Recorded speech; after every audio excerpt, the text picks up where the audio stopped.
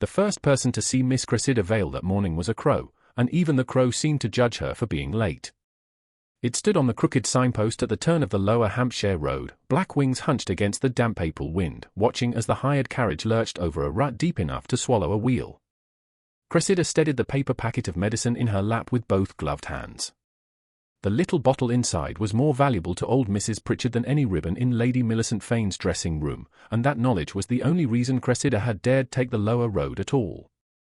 "Miss Vale," whispered her maid, Annie, from the opposite seat, "if we do not reach Aldercombe Park before luncheon, her ladyship will say you did it on purpose." Cressida looked through the rain-specked glass at the hedgerows leaning over the lane like gossiping old aunts. "Her ladyship says that when I breathe at an inconvenient hour." Annie pressed her lips together to hide a smile. The carriage jolted again, hard enough to make the medicine bottle clink against its box. Cressida tightened her hold. Her brown pelisse was plain, her bonnet 2 seasons old, and the kid gloves on her hands had already been mended at the thumb. Nothing about her suggested importance. That had become one of her few freedoms. People spoke in front of unimportant women. They forgot unimportant women had ears. They forgot, too, that a woman ignored by drawing rooms might learn a great deal from kitchens, stables, tenant cottages, and flooded roads. Ahead, the carriage slowed. A man's voice cut through the damp air, low and controlled, but edged with frustration. Cressida leaned toward the window. "Why have we stopped?" The coachman called down, "Carriage stuck ahead, miss." "Fine one too." "Will is buried near to the axle."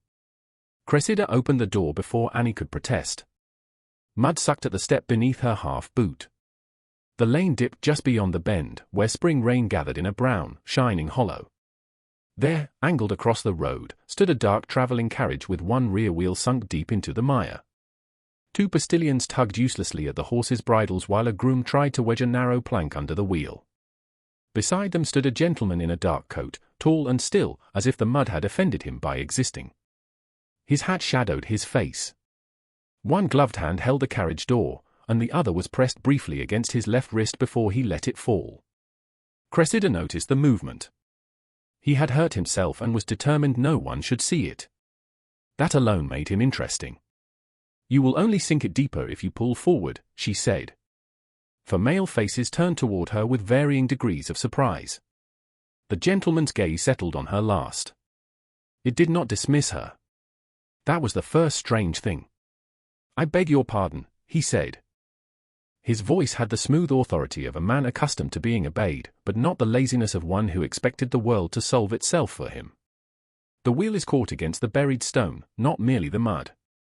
If the horses pull, the axle may crack." The groom looked annoyed. "And how would you know that, miss?" Cressida pointed with the medicine packet. "Because the road washed out last Michaelmas in the same place, and Sir Oswald promised repairs he did not make.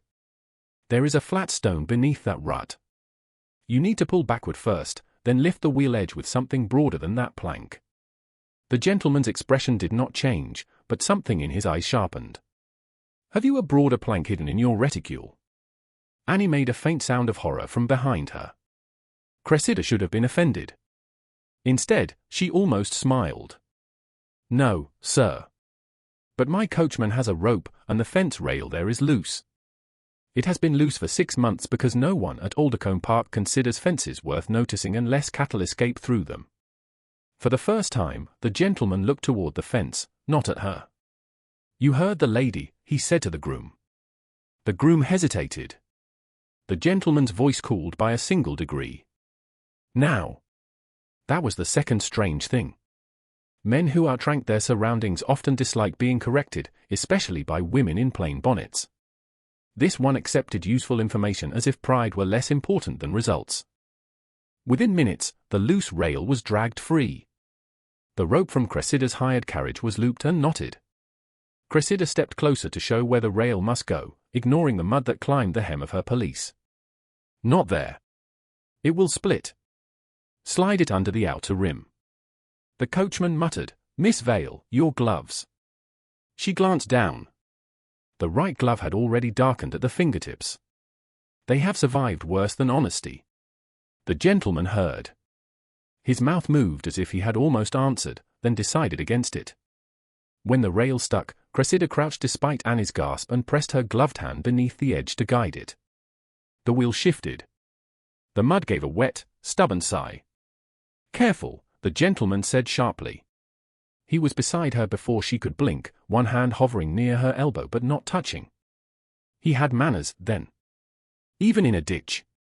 "I am careful," Cressida replied. "That is why I am useful." Their eyes met. Rain dotted the brim of his hat and clung to the dark lashes beneath it.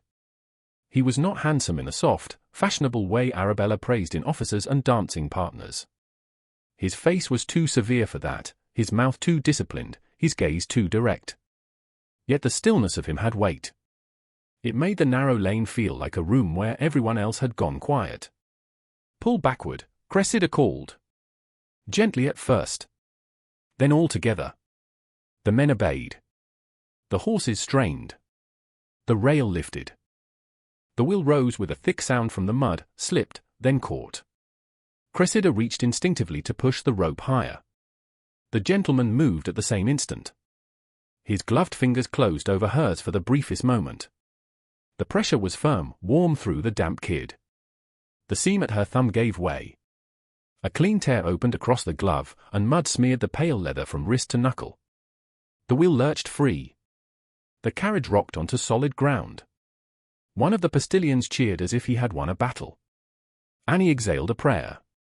Cressida stood, aware now of her ruined glove, her splashed hem, and the gentleman still looking at her hand as though the torn leather had told him something no one else could hear. "You have saved us a long delay, Miss Vale," he said. The sound of her name in his mouth startled her. She turned toward Annie, who had gone pink with guilt. Of course. Annie had said it earlier. Cressida dipped a small, proper curtsy, absurd in the mud. "Then I am glad to have been useful, sir." Useful is a modest word for it. It is usually the safest word allowed to me. His gaze lifted from the glove to her face.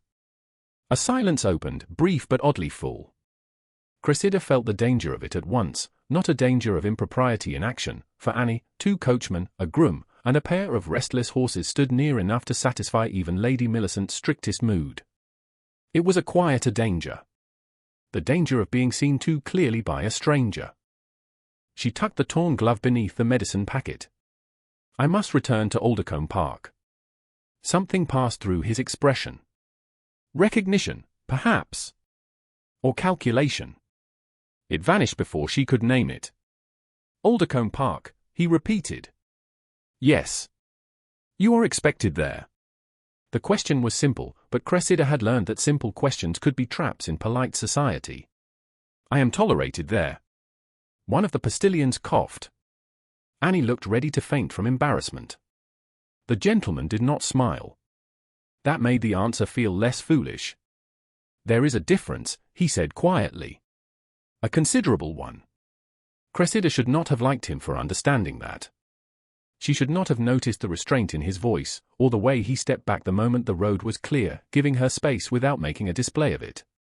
She certainly should not have wondered who he was. Fine carriages passed through Hampshire often enough. Great men became stranded like ordinary men when roads failed. There was no reason to imagine this one mattered beyond the inconvenience of the hour. Yet as Cressida returned to her hired carriage, he spoke to his groom in a tone too low for most ears.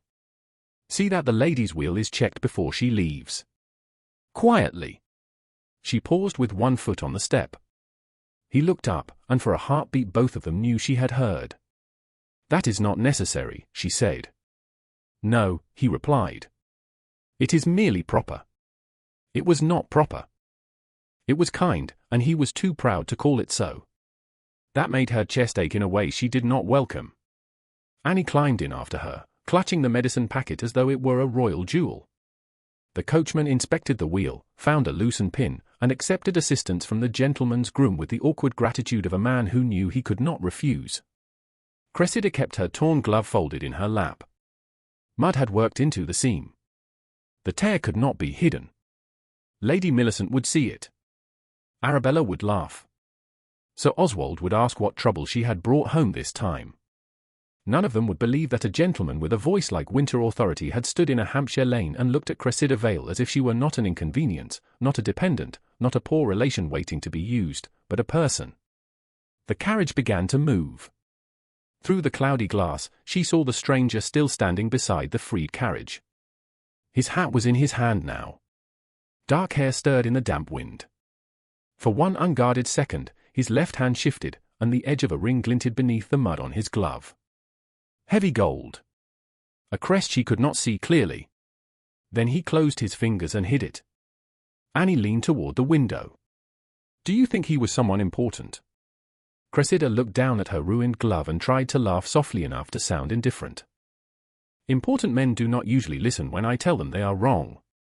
But behind them, on the lower road, Adrian Wycliffe watched the hired carriage disappear toward Aldercombe Park. Only when it vanished beyond the hedgerow did he turn to his groom. Miss Vale, he said, as if testing the name against an old promise. The groom waited. Adrian glanced once at the mud on his own glove, then toward the road she had taken. His expression hardened, not with displeasure, but with decision. Aldercombe Park, did her maid say? By the time the hired carriage turned through the iron gates of Aldercombe Park, Cressida Vale had folded the ruined glove so tightly in her lap that the torn thumb lay hidden beneath her palm. The house rose ahead through a veil of thinning rain, square and pale against the Hampshire fields, with long windows staring down the drive like disapproving eyes. Aldercombe was not grand enough to awe a duchess, but it was grand enough to remind a dependent woman that every chair she sat upon belonged to someone else. Annie shifted beside her, still holding the packet of medicine. Perhaps her ladyship will not notice the mud, miss.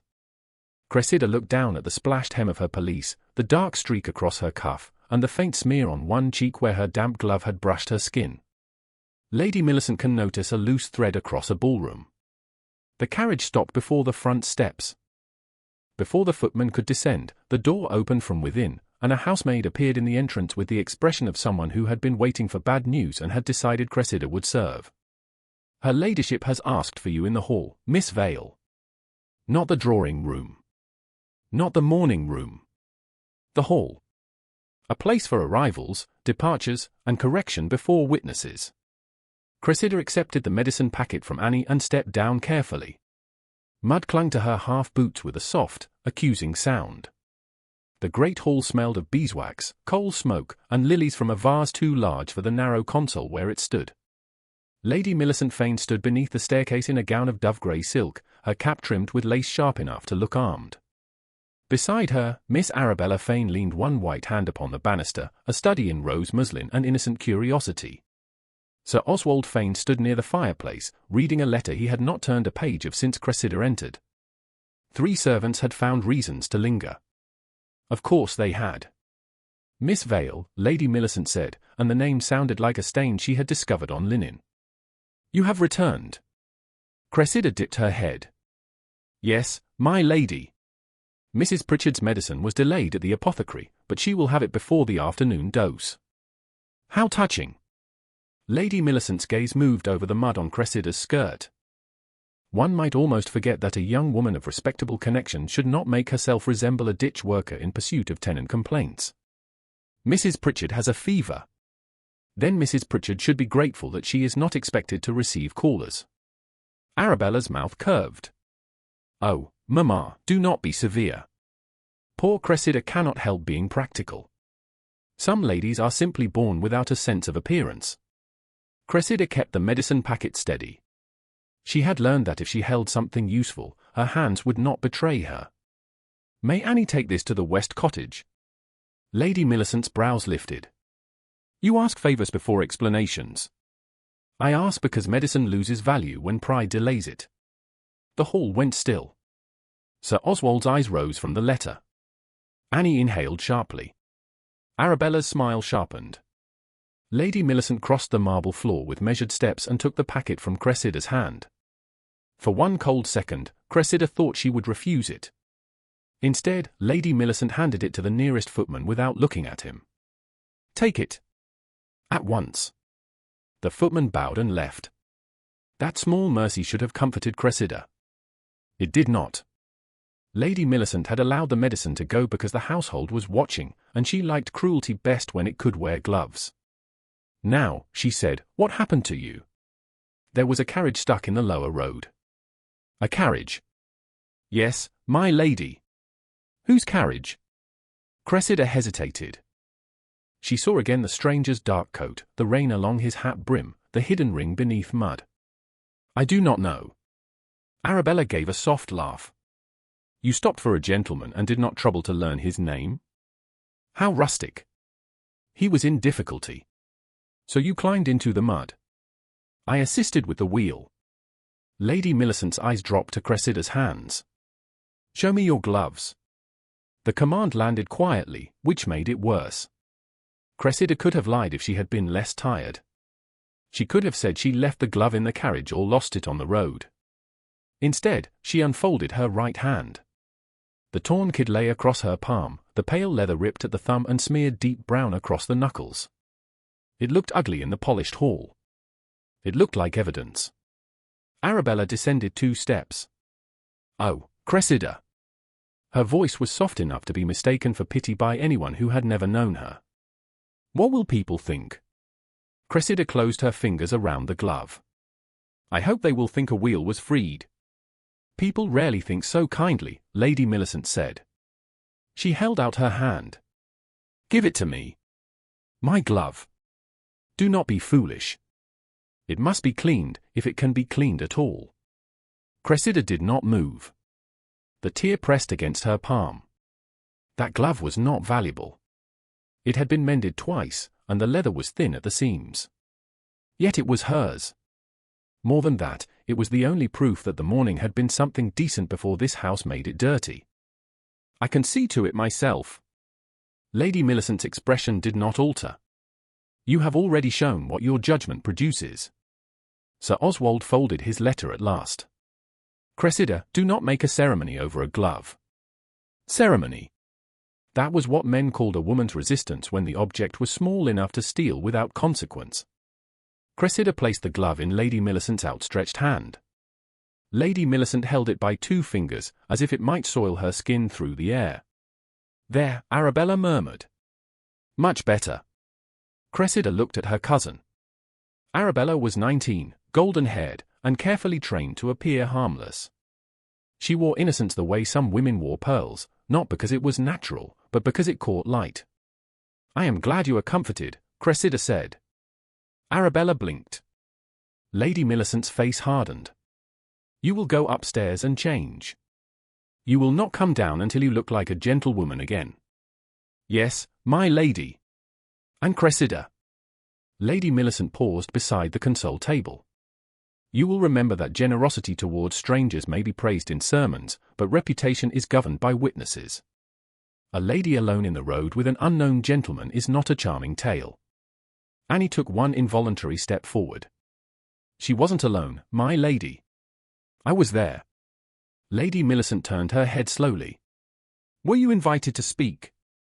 Annie went pale. "No, my lady." Cressida met Annie's frightened eyes and gave the smallest shake of her head. "Do not. Not for a glove. Not here."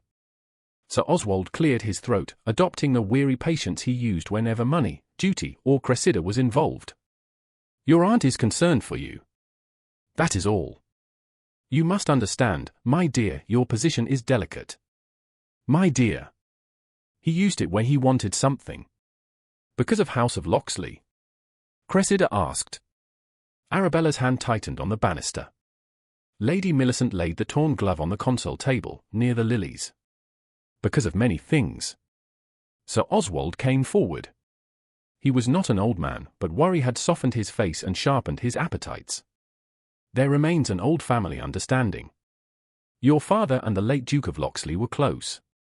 Papers were drawn, intentions expressed, settlements discussed. Nothing final, of course, but enough that His Grace may feel an obligation to consider you." "Consider me," Cressida repeated. The phrase seemed smaller than marriage and colder than rejection. "You should be grateful for consideration," Lady Millicent said. "Some girls receive none." Arabella looked down at her own pink skirts. "Some girls would know how to honor it." There it was. Not loud. Not direct. But bright enough to cut. Cressida understood then that the morning's mud had given them more than annoyance. It had given them opportunity. If she appeared careless, if she appeared improper, if she appeared unfit, then perhaps the old promise could bend toward someone prettier, easier, and already beloved in the house. Sir Oswald's voice softened in a way that never reached his eyes. The Duke of Locksley is expected to send a representative soon. Perhaps His Grace himself later in the season. This family cannot afford embarrassment. Cressida almost smiled at the honesty of the word afford. It had slipped out like a coin through a torn pocket. I would not wish to embarrass the family. Lady Millicent picked up the glove again and studied the mud-darkened tear. Then do not give us reason to explain you. Cressida curtsied. She turned toward the stairs, but Sir Oswald stopped her with one more sentence. Remember, Cressida. If Locksley declines, your future will be far narrower than your pride imagines. She did not answer.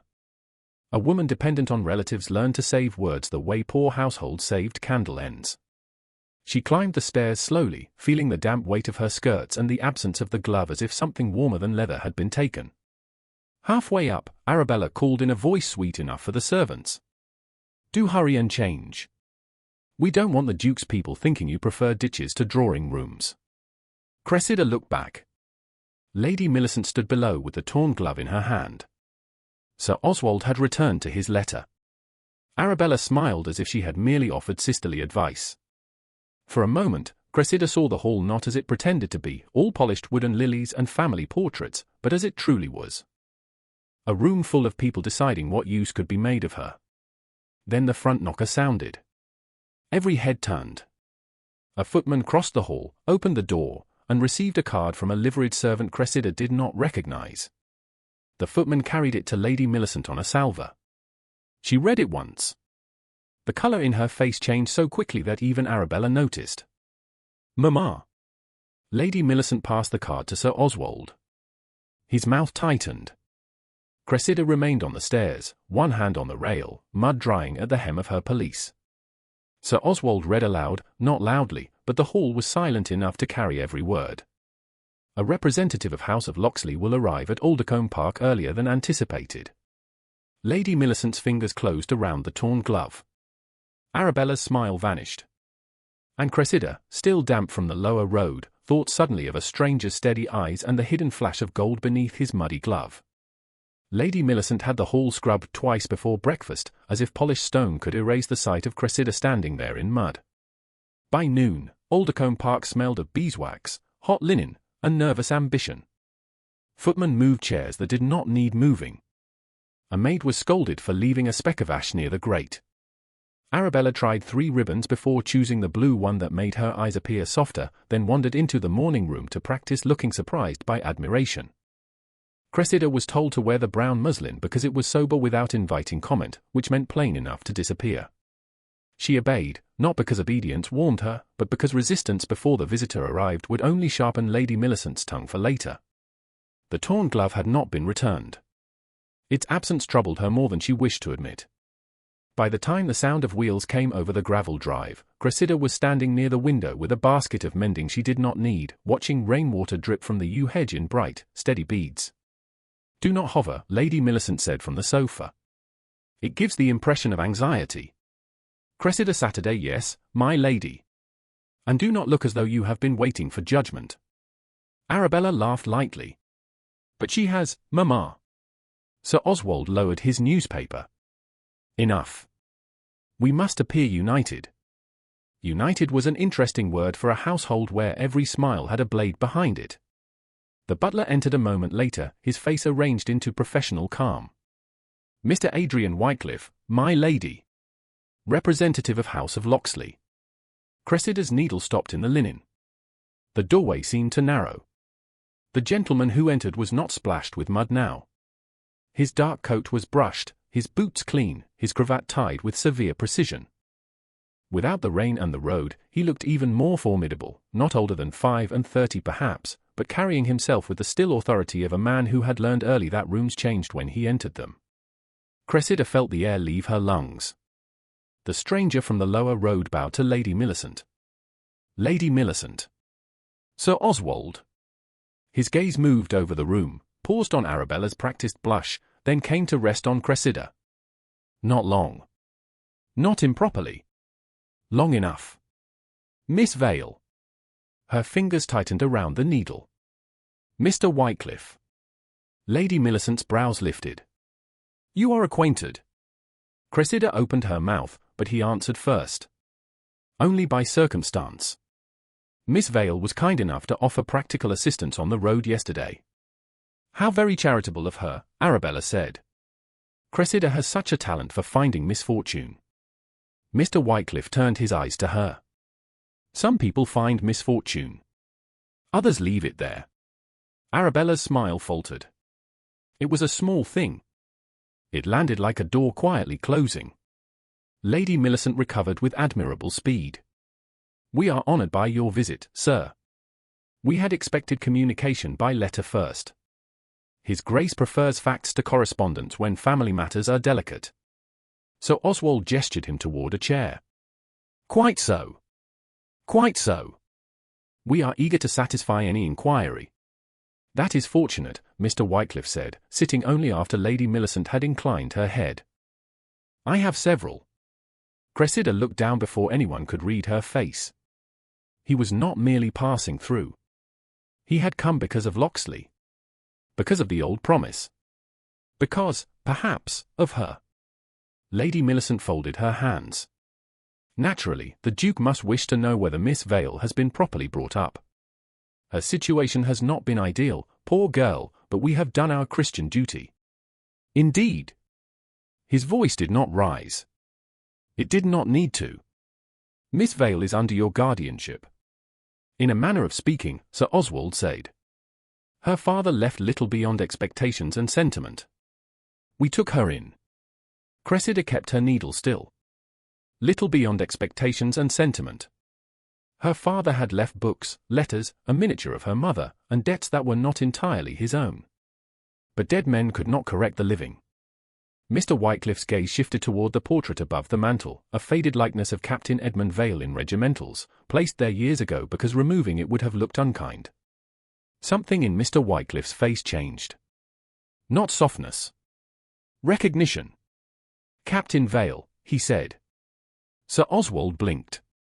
Yes. Cressida's father. The late Duke spoke of him. Silence pressed into the room. Lady Millicent's smile thinned. How gratifying. He spoke with respect. Mr. Wycliffe looked back at Cressida. That is not a word he spent carelessly. Cressida felt the sentence as one might feel warmth from a fire across a cold room. She did not thank him. Her throat would not allow it. Arabella leaned forward, reclaiming attention with the pretty desperation of a girl who could feel it slipping. Do you come often to Hampshire, Mr. Wycliffe? When duty requires it. How severe that sounds. Duty often is. I hope you will find some pleasures here as well. Aldercombe has charming walks when the roads are not drowning everyone in mud. Lady Millicent gave the faintest warning glance, but Arabella continued sweetly. Cressida can tell you all about the mud. She has made quite a study of it. Cressida placed the mending aside. She had endured enough of being discussed as if she were a stain no one wished to name directly. Before she could speak, Mr. Wycliffe did. Then she studies what others neglect. Roads, like households, reveal the quality of their keepers. Sir Oswald's newspaper crackled under his hand. Lady Millicent's face became very still. You are fond of metaphor, sir. Only when plain speech would be discourteous. That should have ended it. It would have, in a kinder house. Lady Millicent's eyes moved to Cressida. Miss Vale, before you withdrew yesterday, I believe I asked for an apology regarding your appearance in the hall. Cressida's stomach tightened. So that was to be the lesson. In front of him. Arabella lowered her eyes, pleased. You returned in a condition no gentlewoman should present before servants, Lady Millicent continued. Perhaps now is the proper time to acknowledge it. The room settled around Cressida like a trap. She rose because remaining seated would look cowardly and because her knees, though unsteady, still belonged to her. I regret that the hall floor was marked. That is not an apology for your conduct. My conduct was to deliver medicine and assist a traveller. Your conduct was to forget your position. Mr. Wycliffe stood. The movement was unhurried. That made it more arresting. Lady Millicent. His voice was quiet, but the butler at the door seemed to straighten. A woman who returned stained from an act of mercy owes no apology. Lady Millicent stared at him. No one spoke. Even the rain against the window seemed to lessen. Cressida looked at Mr. Wycliffe, startled not by the words alone, but by the exactness of them. He had not said she was foolish, charming, naive, or unfortunate. He had not made her smaller in order to defend her. He had named what she had done as mercy, and for one dangerous second she wanted to believe that naming could change reality. Sir Oswald cleared his throat. Of course, no one questions Miss Vale's intentions. Then no one should ask her to apologize for them. Arabella's eyes widened. Lady Millicent smiled as though swallowing something bitter. You are generous, Mr. Wycliffe. We merely wish Miss Vale to understand that her future may depend on restraint. Restraint is valuable, he said. So is truth. His gaze returned to Cressida. Miss Vale, may I ask whether the tenant received the medicine? Yes, she said. Mrs. Pritchard's boy came to the kitchen door this morning. The fever had eased. Then the errand was successful. It was not elegant. Few useful things are. Arabella looked from one to the other, and for the first time her prettiness lost its ease. Lady Millicent rose. Perhaps we should take tea. Arabella, ring. If you please, Mr. Wycliffe said, I would first like to see the estate accounts related to the lower road, tenant rents, and recent repairs. Sir Oswald went pale with annoyance before he remembered to look merely surprised. The accounts? Yes. Those are steward's matters. Then the steward may bring them. Lady Millicent gave a light laugh. How diligent House of Locksley is. Diligence prevents unfortunate misunderstandings.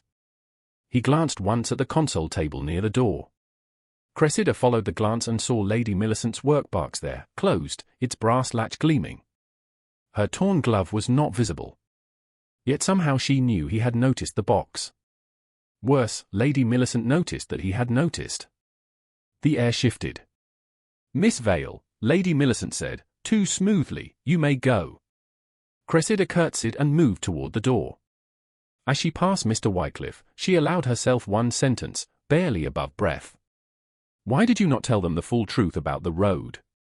His answer came just as softly, without turning his head. Because I'd rather hear what they say when they think no one important is listening. Cressida's step nearly faltered. No one important. He had said it as if importance were a costume he could put on or remove. She left the room with Annie waiting in the passage, eyes bright with questions. Behind the closing door, Lady Millicent's voice resumed its polished music, but another image held Cressida still for a moment in the corridor. Mr. Wycliffe looking at her father's portrait. Mr. Wycliffe defending mud as mercy. Mr. Wycliffe watching the workbox where a torn glove had vanished. In the morning room, Adrian Wycliffe accepted tea he did not drink and listened while Lady Millicent began to praise Arabella's accomplishments. His face remained composed. His thoughts did not. Captain Vale's daughter had been made to sit at the edge of her own life. They had taken her glove. They had taken her place in the room. They had nearly taken her apology too. Adrian looked once more toward the closed door through which Cressida had gone, and the old promise attached to her name ceased to be a document in family history. It became a debt waking in his blood. Dinner at Aldercombe Park was arranged as if a crown prince had lost his way and agreed to dine with creditors. Lady Millicent ordered the silver brought down from the locked cabinet, then ordered it polished again because nervous servants always left invisible flaws. Sir Oswald appeared in a waistcoat Cressida had not seen since the last county ball, though one button strained in a way that suggested prosperity could be performed only so far. Arabella wore cream silk with a blue sash and the expression of a young lady who had forgiven the room in advance for admiring her. Cressida was given her dark green gown, the one Lady Millicent called respectable when she meant dull. She was seated far enough from Mr. Adrian Wycliffe that no one could accuse her of presuming on yesterday's muddy acquaintance, and close enough to Mrs. Beeton, Lady Millicent's elderly cousin, to be reminded that unmarried women were most useful when placed beside deaf relations. You look very solemn tonight, Cressida, Arabella said as the soup was served. Do try not to make Mr. Wycliffe think Hampshire depresses you. Cressida lifted her spoon. Hampshire has never depressed me. How loyal, Arabella murmured. Even after the roads tried to keep you. Mr. Wycliffe's eyes moved briefly from his plate to Arabella. Nothing in his face changed, but Cressida saw the moment land. He had the unnerving stillness of a man who did not need to interrupt in order to remember. Lady Millicent smiled toward him. You must forgive family teasing, Mr. Wycliffe. Miss Vale has been with us long enough to be treated as one of our own. How long is that? He asked. Sir Oswald answered before Lady Millicent could choose a prettier number. 6 years. Since her father's death. Shortly after. And before that? Lady Millicent's spoon paused. Captain Vale lived modestly. He had sentiment, courage, and very little financial sense. Cressida kept her eyes lowered. Her father had possessed more financial sense than Sir Oswald, but less talent for pretending debts belonged to other men. Mr. Wycliffe did not look at her. The late Duke held a different opinion of him. Sir Oswald laughed too quickly. Old soldiers are generous about one another. Not always. A footman removed the soup. The fish arrived in a silence that made every fork sound too loud. Arabella saved the table with a charming sigh. I confess I do not understand gentlemen's fascination with old obligations. I think the present should matter more. Temperament, manners, accomplishments. A duchess must know how to make a house admired. Must she? Mr. Wycliffe asked. Surely. She must receive beautifully, speak sweetly, dress appropriately, and never make anyone uncomfortable. That is an interesting list. Do you disagree? I wonder whether comfort is the highest duty of a great house. Arabella blinked, then smiled. Perhaps not highest. But a house without grace becomes quite gloomy. Lady Millicent rewarded her daughter with an approving glance. Arabella has always had a gift for society. So I observe, Mr. Wycliffe said. He turned to Sir Oswald. I met your steward this afternoon. The change was so sudden that Sir Oswald nearly dropped his wineglass. Hale? Yes. A capable fellow. He brought the accounts for the lower road. Lady Millicent's smile thinned. How diligent you are. Roads interest me. Most gentlemen prefer horses. Horses prefer roads that do not endanger them. Cressida felt the absurd urge to look at him, and resisted it. Sir Oswald dabbed his mouth with a napkin. The lower road is troublesome, certainly, but repairs in wet country are never simple. The account shows repairs charged last autumn. Yes. Temporary work. Very common. £300 worth of temporary work. Mrs. Beeton, who was not as deaf as she pretended when money was mentioned, said, Good heavens. Lady Millicent's eyes sharpened at her. Sir Oswald's colour rose. Stone, labour, carting, drainage. It adds up. The ditch was not cleared, Mr. Wycliffe said. The wheel rut remains nearly 2 feet deep. The fence rail used yesterday had been loose for months, according to Miss Vale. All attention shifted to Cressida. There it was again. The room making her into evidence. Sir Oswald's smile became paternal and dangerous. Cressida takes an interest in small matters. It is one of her more unusual qualities. Small matters sink carriages when ignored, Mr. Wycliffe said. Arabella laughed softly. Cressida is wonderfully informed about mud, ditches, tenants, and other things ladies do not usually discuss over dinner. Cressida set down her fork. She had meant to endure the meal in silence. Silence had preserved her often enough. But the thought of the lower road, Mrs. Pritchard's fever, and that charge sum in the accounts pressed against her restraint. The ditch above the willow bend was cleared only on the east side, she said. Lady Millicent turned her head slowly. I beg your pardon. Cressida folded her hands in her lap. The water runs downhill from Mr. Bell's upper field. If the west side remains blocked, it gathers at the hollow. The road cannot dry. More stone will not hold unless the water has somewhere to go. Sir Oswald stared at her as if a chair had begun reciting Latin. And where did you acquire this expertise? From listening when Mr. Hale explained why the tenants complained after the autumn work. Tenants complain as naturally as rooks gather, Lady Millicent said. Sometimes because the same field floods 3 times, Cressida replied. The words were not loud. That made them worse. Arabella's eyes widened with delight at the danger. Mr. Wycliffe leaned back slightly, and Cressida felt rather than saw his attention settle on her. What would you recommend, Miss Vale? He asked. It was the first time anyone at that table had asked her opinion as though it might carry weight. Lady Millicent gave a tiny laugh. Surely Mr. Wycliffe does not require road plans from Cressida. I asked Miss Vale. A silence followed. Cressida looked at him then. His expression gave her no rescue, only room. It was more unsettling than rescue. Clear the west ditch properly, she said. Lay larger stone beneath the bend, not loose gravel over the rut. Raise the edge near the willow by several inches. And repair the fence before a cow strays into the hollow at night. Mrs. Beeton said, sensible. Sir Oswald looked as if sense had personally betrayed him. Mr. Wycliffe nodded once. That accords with what my own man observed. Arabella's smile had gone fixed. How fortunate Cressida was muddy yesterday. Otherwise we might never have discovered her hidden talent for drainage.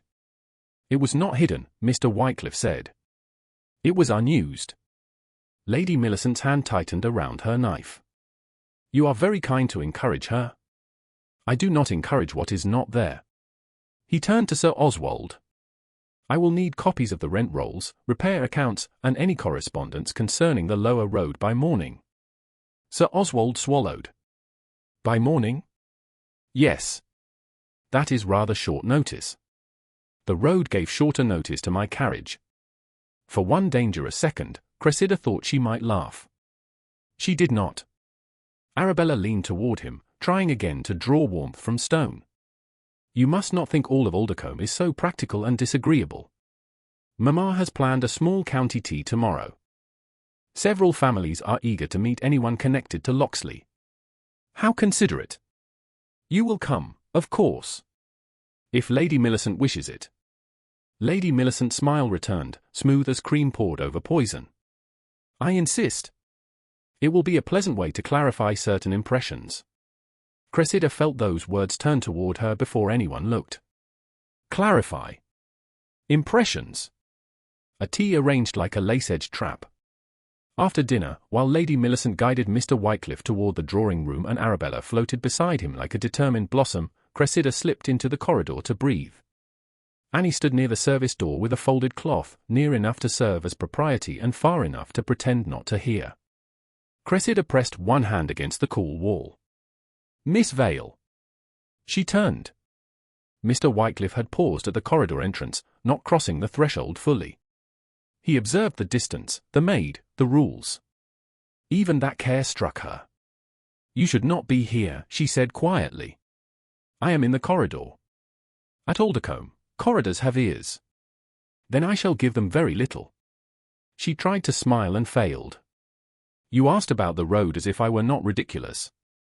You were not. To them, I am. They are mistaken. The simplicity of it unsettled her more than flattery would have. Flattery could be refused. This sounded like a conclusion. She looked away. I do not want to be a case to be studied, Mr. Wycliffe. He was silent long enough that she looked back. Something like remorse moved behind his control. No, he said. You should not be. For a moment, she thought he might say more. Instead, Lady Millicent's voice floated from the drawing-room, sweet and commanding. Mr. Wycliffe? Arabella is about to play. He bowed. Before turning away, his gaze dropped briefly to Cressida's hands. You are without yesterday's glove. Her fingers curled. It was taken to be cleaned. Was it? His voice softened, but not with doubt of her. With anger kept on a leash. He returned to the drawing-room before she could answer. Cressida stood very still. Across the hall, on the console table, Lady Millicent's workbox sat locked beneath the arrangement of lilies. By the time the music began, a footman was already carrying invitations through the rain, summoning the county to Aldercombe Park for tea. Morning came to Aldercombe Park with the sound of rain thinning against the windows and secrets being moved before breakfast. Cressida discovered the loss before Annie finished fastening the last hook of her grey day dress. The left glove lay where it should, folded neatly in the top drawer with 2 handkerchiefs and a ribbon too faded for public use. The right one, the torn one, was gone. She stood with the drawer open, staring at the empty place as if leather might return out of shame for having vanished. Annie saw her face in the mirror. "Miss? The glove is not here." Annie set down the hairpin. Her ladyship said it was to be cleaned. Clean things usually return cleaner. Cressida touched the drawer's edge. Taken things usually do not. Annie's round face tightened with worry. "Do you think she means to show it?" Cressida closed the drawer slowly. She had asked herself the same question all night and disliked every answer. Lady Millicent never saved an object unless it could be made useful. A torn glove, mud-stained and taken from a young woman who had admitted to helping an unknown gentleman on an unfrequented road, could be made useful in several cruel ways. "I think," Cressida said, "that my aunt never wastes a stain." She went downstairs because hiding would only make her easier to discuss. The breakfast room was bright with false cheer. Arabella sat near the silver urn, spreading marmalade on toast she would not eat, her blue mourning ribbon replaced by a pale yellow one that made her look tender and untouched by thought. Sir Oswald unfolded the post with the anxious precision of a man hoping paper would not contain numbers. Lady Millicent poured tea as though she had never held a muddy glove in her life. "Cressida," Arabella said, lifting her eyes. "How brave of you to come down. I thought you might be tired after all that excitement with the stranger." The word touched the table and stayed there. Stranger. Sir Oswald's jaw moved once. Lady Millicent did not look up. "Arabella, do not chatter. I don't mean harm, Mamma. I'm only concerned." It must be so unsettling for Cressida, not knowing who saw her or what might be said. Cressida took her seat. If anyone speaks of it truthfully, very little can be said. Arabella's lashes lowered. How fortunate that truth is always what people prefer. Lady Millicent set down the teapot. "In society, my dear, truth without judgment is of little use. One must consider appearances." "Then appearances should be taught to behave better," Cressida said before she could stop herself. Sir Oswald lowered his letter. "Enough. We have guests this afternoon." "Indeed," Lady Millicent said. "A small county tea only. The Eltons, Mrs. Harbury, the Mrs. Lee, Mr. Voss from the vicarage, and perhaps Mrs. Beeton if her nerves permit." Arabella smiled into her cup. "And Mr. Wycliffe, of course." Cressida kept her hands folded in her lap. Without the right glove, they felt oddly visible. "Of course." Sir Oswald cleared his throat. "Cressida, you would be wise to speak little today. After last evening's display of drainage knowledge, restraint would restore balance." "Balance," Cressida repeated. "Yes. You are not mistress of this estate. No one is mistaking me for that. Nor are you yet connected to Locksley in any manner that permits presumption." Lady Millicent looked at her then. "If His Grace declines the old understanding, you will need this family more than ever." Arabella's soft voice slipped in. "Perhaps Cressida could remain with me when I am married. As a companion. Wouldn't that be kind, Mamma?" Cressida looked across the table. The cruelty was dressed in lace, but it was still cruelty. Unpaid kindness is often most convenient to the person offering it. Arabella's cheeks pinked. Sir Oswald's letter snapped shut. "You forget yourself." "No," Cressida said quietly. "I remember myself more clearly every day." Silence came down. Not loud. Not dramatic. But enough that Lady Millicent's hand tightened around the handle of her cup. "Go to the morning room after breakfast," she said. "You will help arrange the tea things." It was dismissal, punishment, and warning in one sentence. Cressida rose. As she passed the sideboard, she saw a folded scrap of brown paper tucked beneath Sir Oswald's correspondence. A line of figures showed where the paper had shifted. £300. Then another amount, larger, written below. Debt, not household expense. Sir Oswald covered it with his hand. Their eyes met. His were not angry now. They were afraid. That frightened Cressida more than anger would have. By noon, the house had divided itself into performance and preparation.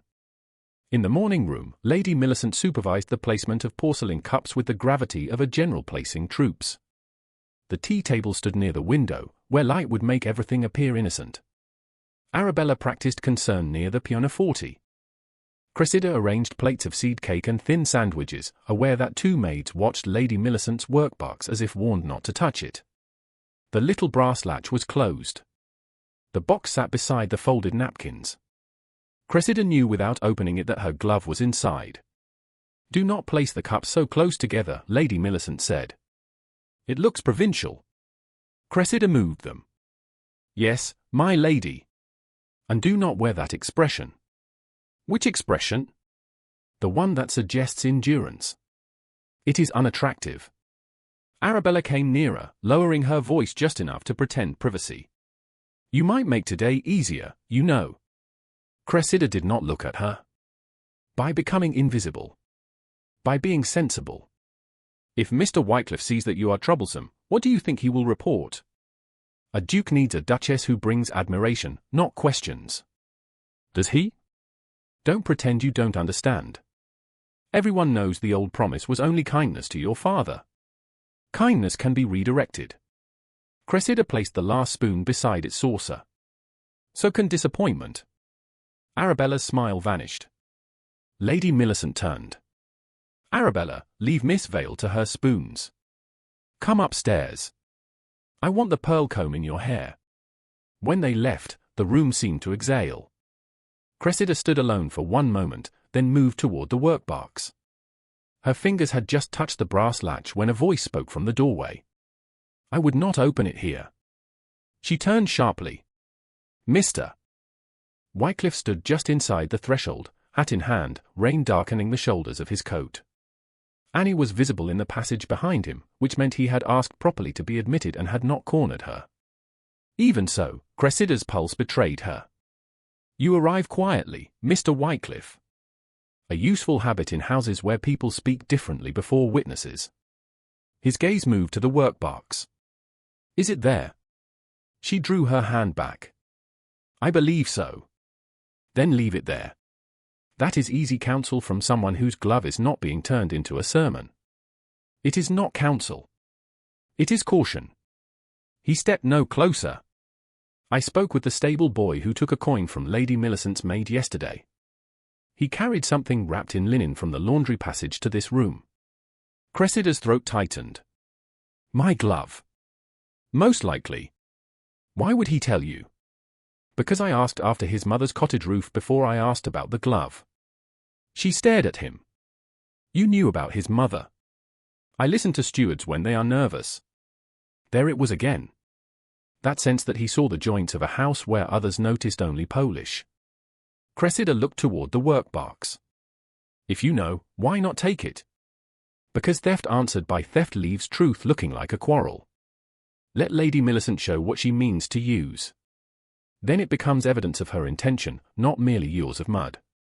The strategy was sound. She hated that it was sound. "So I must stand still while she displays it." No, his voice changed. Not louder. Firmer. "You must decide how much of this room you are willing to let her own. I can stop the worst of it. I will. But I cannot give you back a voice if I use mine too soon to cover it." Cressida looked at him then, really looked. The severity remained, but beneath it lay something controlled with effort. Anger on her behalf, perhaps. Or guilt. "You speak as if you have done this before." "Watched people arrange lies?" "Yes." "And did truth always win?" "No." He paused. "That is why I dislike delay." It was an answer and not an answer. Before she could ask more, he drew a small parcel from inside his coat and placed it on the edge of the tea table. Plain brown paper. No ribbon. No flourish. These are not a replacement for what was taken. Cressida opened the paper. Inside lay a pair of plain kid gloves, serviceable and warm, neither expensive enough to insult nor cheap enough to shame. Her eye stung unexpectedly. She hated that too. Mr. Wycliffe. Your hands were cold yesterday. You noticed? I noticed several things. His voice softened in a way that made the room seem suddenly too small. I am not giving them to hide the mud. I am giving them because you should not be made cold for having helped someone. Cressida rested her fingertips on the gloves. No one had given her anything so carefully in years. Carelessly, yes. Leftover ribbons, old shawls, advice worn thin from use. But this had thought in it. Restraint. Respect. Thank you, she said. You're welcome. Footsteps sounded above the stairs. He stepped back at once. The guests will come soon. Whatever happens, do not let them make you apologize for mercy. Cressida closed her fingers around the plain gloves. You make that sound simple. It will not be. A shadow crossed his face. But it will be true. He left before Lady Millicent returned. Cressida stood beside the tea table, the workbox locked near the napkins, the new gloves warm in her hand. Outside, carriage wheels began to crackle over the wet gravel drive. The county was arriving to be entertained. Lady Millicent was preparing to display a stain.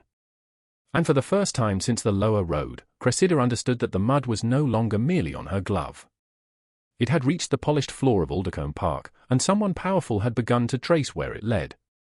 The first carriage arrived at Aldercombe Park before the tea urn had been filled, which Lady Millicent regarded as a personal insult disguised as punctuality. By 3:30, the morning room had become a polished battlefield of porcelain, silk, and careful voices.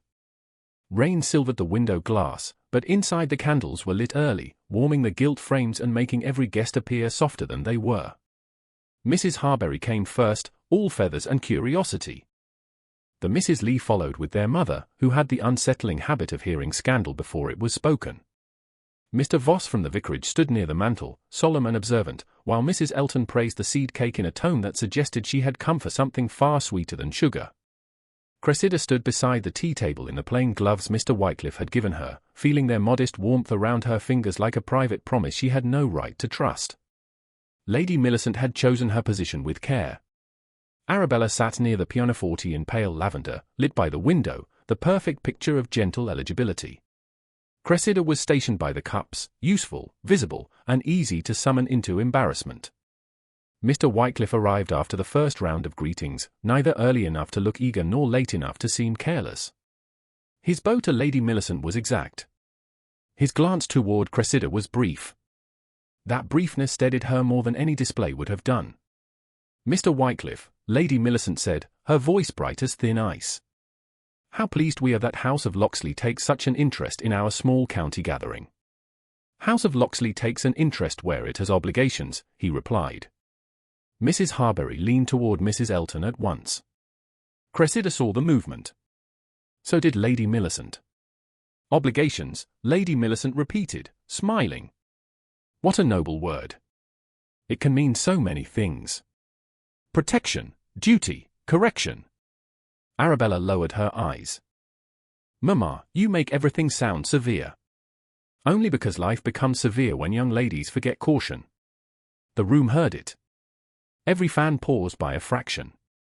Cressida reached for the teapot, grateful for the ordinary weight of it. She poured for Mrs. Lee first, then Mrs. Harbury, then Mr. Voss. Her hands did not tremble. That felt like victory until Lady Millicent lifted the silver tray of folded napkins and said, almost idly, how careless of the maids. On the tray, lying among white linen like a dead thing displayed for inspection, was the torn glove. The mud had dried to a dark brown crust along the ripped thumb. One edge had been brushed, but not cleaned. Lady Millicent had preserved every useful stain. The room stilled. Mrs. Harbury inhaled softly. Arabella's face arranged itself into distressed innocence. Cressida looked at the glove and felt, with a strange calm, that a private act of mercy had just been dragged under chandeliers and ordered to confess. Oh, dear, Arabella whispered. Cressida, is that yours? Cressida set down the teapot before the china could betray her. Yes. Lady Millicent held the tray as if surprised by its contents. I had thought it misplaced in the laundry. How unfortunate that it should appear here. Very unfortunate, Mr. Wycliffe said. The words were quiet. They cut through the room. Lady Millicent turned to him with a look of gracious distress. You must forgive household disorder, sir.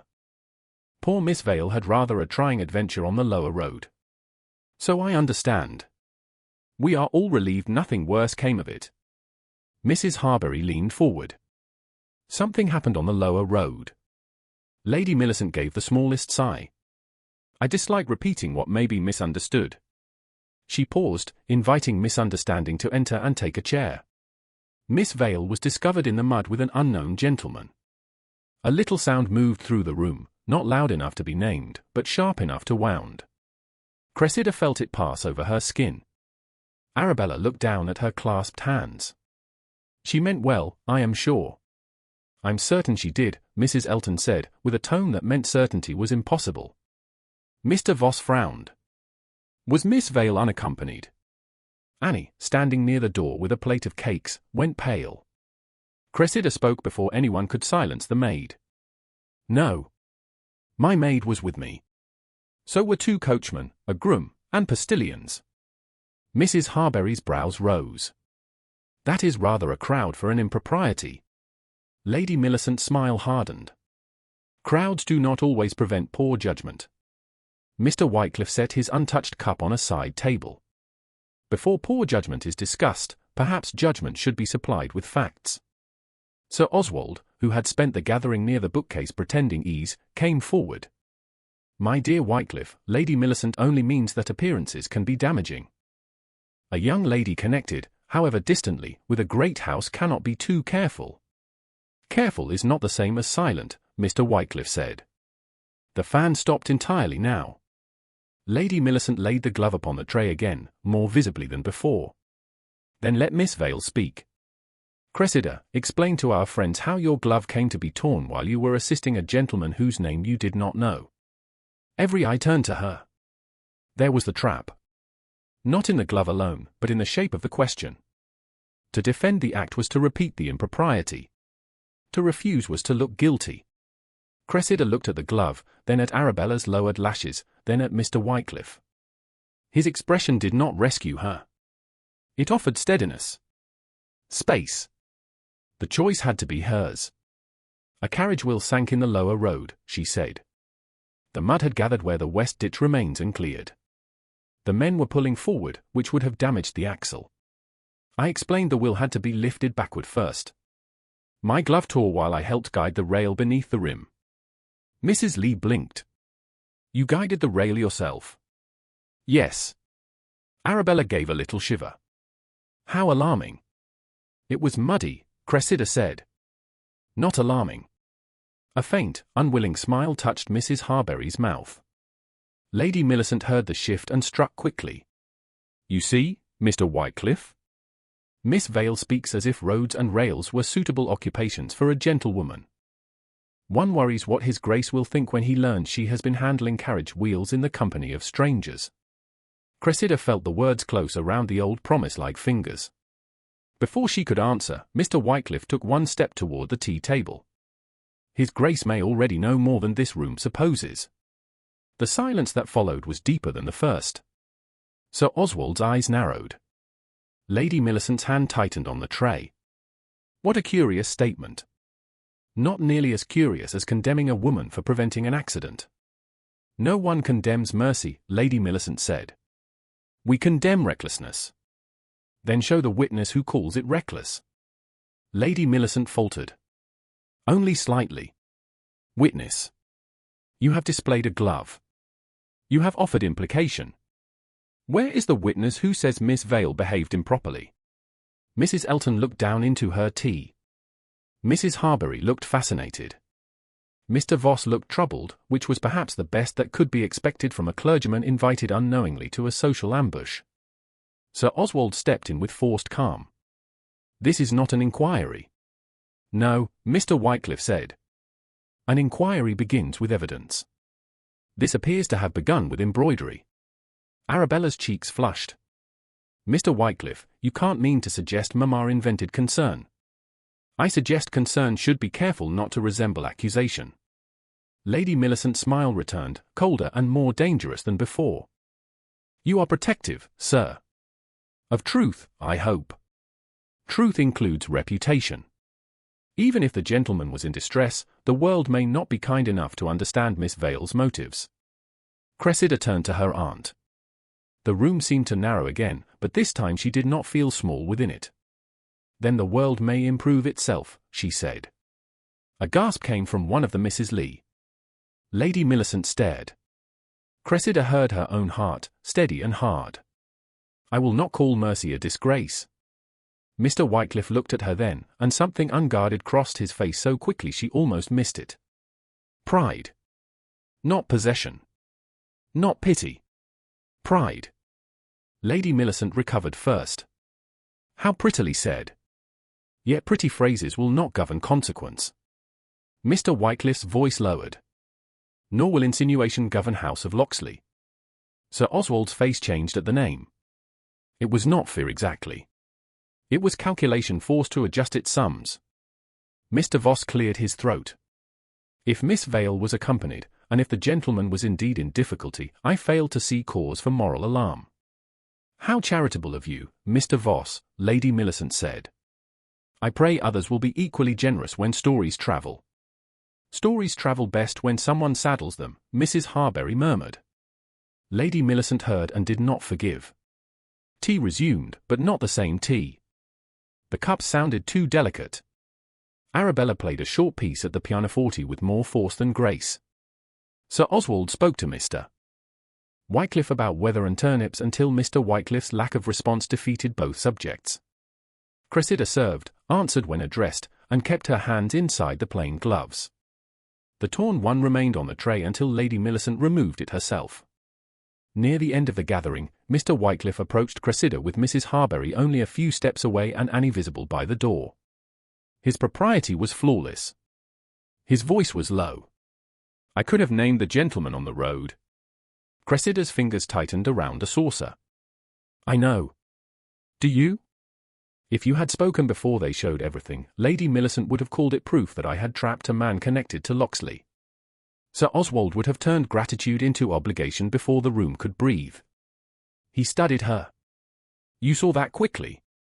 I have lived in this house for 6 years. Pain moved in his eyes, quickly mastered. This will not end with the glove. No, she said, looking toward Lady Millicent, who was speaking softly to Mr. Voss near the mantel. In her aunt's hand was not the glove now, but a sealed letter. It appears she has prepared something cleaner. Mr. Wycliffe followed her gaze. His jaw hardened. Then we must be ready for ink as well as mud. Lady Millicent looked up at that exact moment, the sealed letter pale between her fingers, and smiled as if the afternoon had gone precisely as she had intended. The sealed letter did not appear again until the following evening, which was how Cressida knew Lady Millicent meant it to do harm. Small cruelties were spent quickly at Aldercombe Park. Greater ones were polished, positioned, and brought out beneath lights. The county assembly was held in a long room above the market hall in Hartley, a modest place by London standards, but to Hampshire families it carried the force of judgment. Candles burned in wall sconces. Fiddlers tuned near the far end.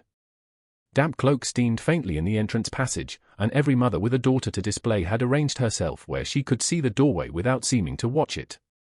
Cressida arrived with the Fanes and Annie behind her, wearing a pale grey gown that Lady Millicent had chosen because it made her look respectable and forgettable. Mr. Adrian Wycliffe was already there, standing near Sir Oswald, his black evening coat severe among brighter waistcoats and softer smiles. His gaze found Cressida at once. It held for less than a second, yet she felt steadier for it. She disliked that. Dependence could begin as comfort if a woman was tired enough.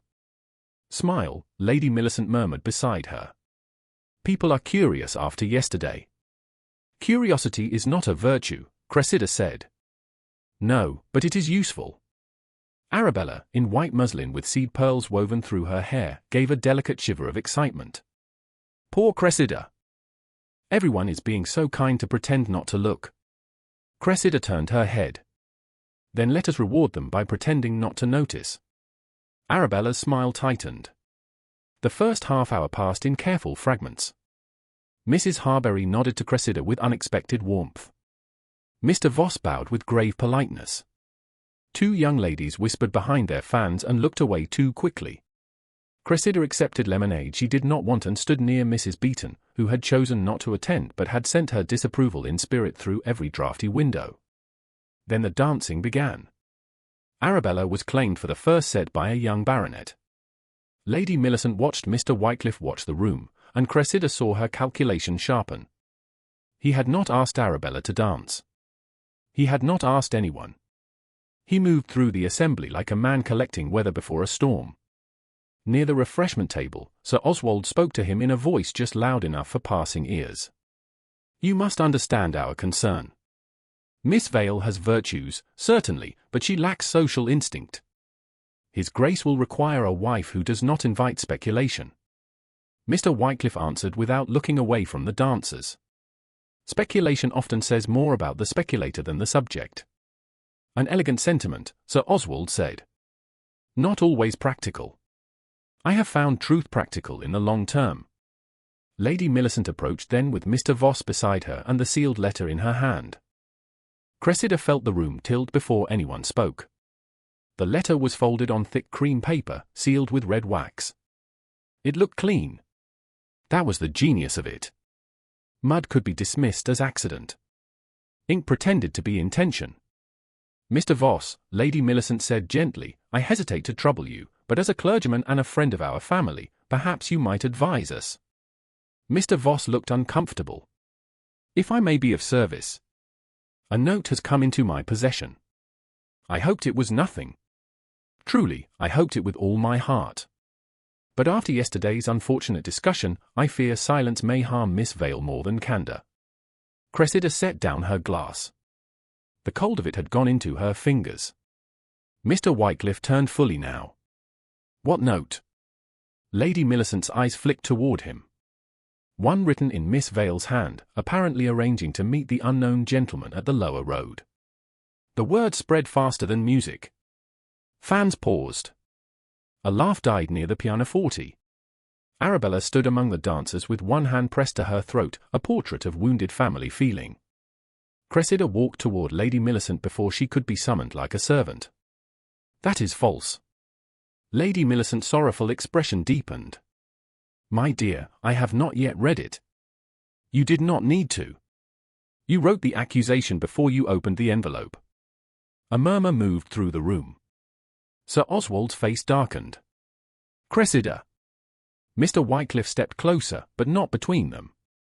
"Lady Millicent, who delivered this letter?" "It was found among the papers sent from the laundry passage after Miss Vale's gown was brushed." "Convenient," he said. "Distressing," she corrected. Mr. Voss held out his hand reluctantly. "Perhaps I should see it before anything further is said." Lady Millicent gave him the letter. He broke the seal. Cressida saw Mr. Wycliffe's gaze drop to the wax, then to Sir Oswald's watch chain, where a small seal fob hung half-hidden against his waistcoat. Something changed in Mr. Wycliffe's expression. Recognition, but not proof. "Not yet." Mr. Voss read silently first. His face tightened. Lady Millicent touched his sleeve. "For Miss Vale's sake, it may be better if the matter is clear. Whispered scandal is always crueler than acknowledged concern." Cressida looked at Mr. Wycliffe. He could stop this. She saw that he could. One word from him, one revelation of the road, one admission that he had been the stranger, and the letter would burn in the air before it reached her. Instead his jaw tightened. His eyes were on the seal. On Sir Oswald. On the trap beyond the trap. Mr. Voss began to read. "I shall come by the lower road before luncheon. No one need know. If you keep your carriage beyond the Willow Bend, I can meet you there without my aunt's knowledge." The room went silent in layers. First the dancers. Then the fiddlers. Then the women who had come for cake and left with scandal between their teeth. Cressida felt each word strike and fall at her feet, unfamiliar and yet made from pieces of her life. Lower road. Willow Bend. Aunt. Carriage. Someone had taken truth and rearranged it until it looked like sin. "I did not write that," she said. Her voice did not shake. She would remember that later with gratitude. Lady Millicent pressed a hand to her chest. I want to believe you. No, you don't. Arabella stepped forward, eyes shining. Cressida, please. Don't make this worse. For whom? Cressida asked. For yourself, Sir Oswald said sharply. You will come into the side room and sign a statement that you acted thoughtlessly but without immoral intent. We may yet contain this. Mr. Wycliffe's head turned. She will sign nothing. The words cracked through the room. Sir Oswald stiffened. You overstep. No, Mr. Wycliffe's voice dropped. You do. Lady Millicent looked at him with sudden, bright triumph. How protective you are again, Mr. Wycliffe. One might wonder why a representative of Locksley has become so invested in Miss Vale's explanations. There it was. The compromise trap waiting with its jaws open. If he declared himself now, they would say Cressida had ensnared the Duke through secret meetings and public tears. If he did not, the letter would continue breathing. Cressida understood it in the same instant he did. Understanding did not make it hurt less. Mr. Wycliffe looked at her. For the first time since the road, he seemed almost helpless within his own restraint. Miss Vale, he said, low enough that only those nearest heard, I can end part of this now, but not cleanly. Give me 1 day to find the hand that wrote it. 1 day. The room had already taken pieces of her in less than a minute. Cressida stared at him, and the question rose before she could make it polite. Would truth move this slowly if the name being read were yours? His face went still. Pain passed there, then guilt, then control. No, he said. The honesty struck harder than an excuse. Lady Millicent's eyes gleamed because she saw the wound open. My dear Cressida, no one wishes to rush you. We only wish to save House of Locksley from uncertainty. If the old understanding cannot proceed honourably, perhaps Arabella's suitability may preserve the connection without further distress. Arabella made a soft sound. Mamma, I couldn't possibly think of myself at such a time. She was lying so prettily that half the room wished to believe her. Cressida looked around. Mrs. Harbury appeared troubled. Mr. Voss looked ashamed of the paper in his hand. Sir Oswald waited with the impatience of a man who had debts standing behind him. Mr. Wycliffe stood rigid, guarding evidence while her dignity bled in public. She understood his strategy. She even believed it might win. But she was not a document to be protected until the ink dried. She was a woman standing before people who had decided her silence was useful. Cressida removed the plain gloves Mr. Wycliffe had given her, folded them carefully, and held them at her side. I will not sign a lie. I will not apologize for a letter I did not write. And I will not stand here while my life is offered from one woman to another like an inconvenient chair. Sir Oswald hissed her name. She did not look at him. She looked at Mr. Wycliffe. Then let the Duke choose without me. The words cut through the assembly more cleanly than a scream would have done. Cressida turned and walked toward the door. Annie hurried after her. No one stopped them. That, too, she would remember. Behind her, Lady Millicent began to speak, smooth and wounded, already repairing the room around her preferred story. But Mr. Wycliffe did not listen. He watched Cressida leave with the look of a man who had preserved the proof and lost the person it was meant to save. Then his gaze dropped to the broken red seal in Mr. Voss's hand and moved, slowly, to the matching fob at Sir Oswald's waist. Cressida did not return to Aldercombe Park that night. The decision took less time than fear had always promised it would. In the narrow passage outside the Hartley Assembly Room, while music resumed behind closed doors with the brittle determination of society refusing to be embarrassed by its own cruelty, she looked at Annie and said, "We are going to Mrs. Haldane." Annie's eyes widened, but the maid did not argue. That was one of the reasons Cressida trusted her.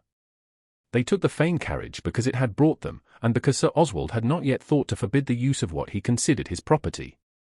The coachman hesitated when Cressida gave the direction, but Annie leaned out and said, "You heard Miss Vale. It's Mrs. Haldane's house, and you'll not leave 2 women standing in the rain." The coachman, who had sisters, obeyed. Mrs. Haldane lived 3 miles from Hartley in a square brick house with white shutters, a gravel walk, and no patience for elegant lies. She was a widow cousin of Cressida's late mother, neither rich nor poor enough to be ignored, and she had the kind of reputation that made people lower their voices before calling her difficult. A lamp burned in her front parlor when the carriage arrived. She opened the door herself before the servant could reach it, a tall woman in black silk with silver hair pinned severely beneath a lace cap. One look at Cressida's face ended every question except the necessary one. "Have you eaten?" Cressida almost laughed. It came out as a breath. "No, then come in. Tears may wait, but cold tea should not be inflicted on anyone. I am not crying." "Good. It leaves the eyes free for reading." Within half an hour, Cressida sat by the parlor fire with a tray before her, Annie placed respectably in the adjoining room with the housekeeper and Mrs. Haldane listening without interruption as the forged letter, the glove, the assembly, and Mr. Adrian Wycliffe all came out in order. When Cressida finished, the older woman took off her spectacles and polished them with unnecessary care. Millicent Fane was always most dangerous when she sounded wounded. Cressida stared at her. "You are not shocked?" "My dear, I have known your aunt by marriage for 20 years. I am only surprised she did not embroider the letter with your initials to make it more dramatic." That should not have comforted Cressida. It did. Mrs. Haldane leaned back. "The question is not whether the letter is false. The question is why they need it believed quickly." "Because of the Duke of Locksley." "Because of money," Mrs. Haldane corrected. "Dukes are rarely pursued for their conversation." The word struck a chord with the scrap of figures Cressida had seen beneath Sir Oswald's correspondence. £300. Then more beneath it. Dead did not walk into rooms loudly at Aldercombe. It sat behind Smiles and waited for a young woman's future to pay it. "There is an old understanding," Cressida said. "I was told my father and the late Duke spoke of a marriage arrangement." "They did more than speak." Mrs. Haldane rose, crossed to a small desk, and unlocked a drawer.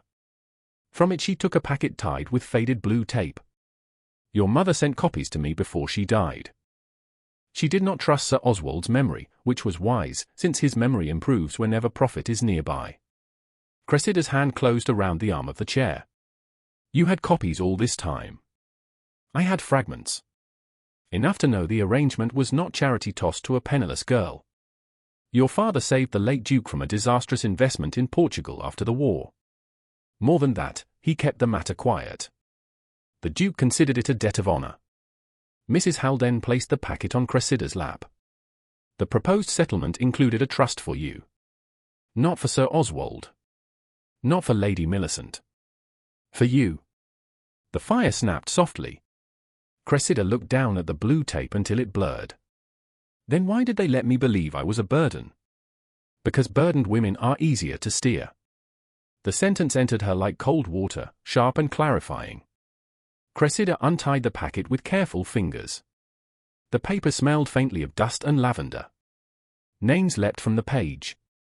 Captain Edmund Vale. His Grace, the late Duke of Locksley. Miss Cressida Vale. Marriage portion. Separate trust. Conditions. Her life, which had been spoken of at Aldercombe as if it were a favor waiting to be withdrawn, had once been defended in ink by people who loved her enough to anticipate greed. She did not weep. She reached for paper. "I need a solicitor." Mrs. Haldane's eyes warmed. At last. By morning, a letter had gone to Mr. Pettifer, the solicitor who had once handled Captain Vale's affairs. Another went to the Locksley solicitor in London, requesting any original settlement papers and correspondence from the late Duke's estate. Cressida wrote both herself. Her hand remained steady until she signed her name. Not Miss Vale of Aldercombe Park. Cressida Vale. It looked almost unfamiliar without the shadow of someone else's roof above it. News travelled before the replies did. By breakfast, Mrs. Haldane's maid reported that Sir Oswald had sent a man to Aldercombe stables, declaring Miss Vale had left in distress and must be returned before gossip worsened.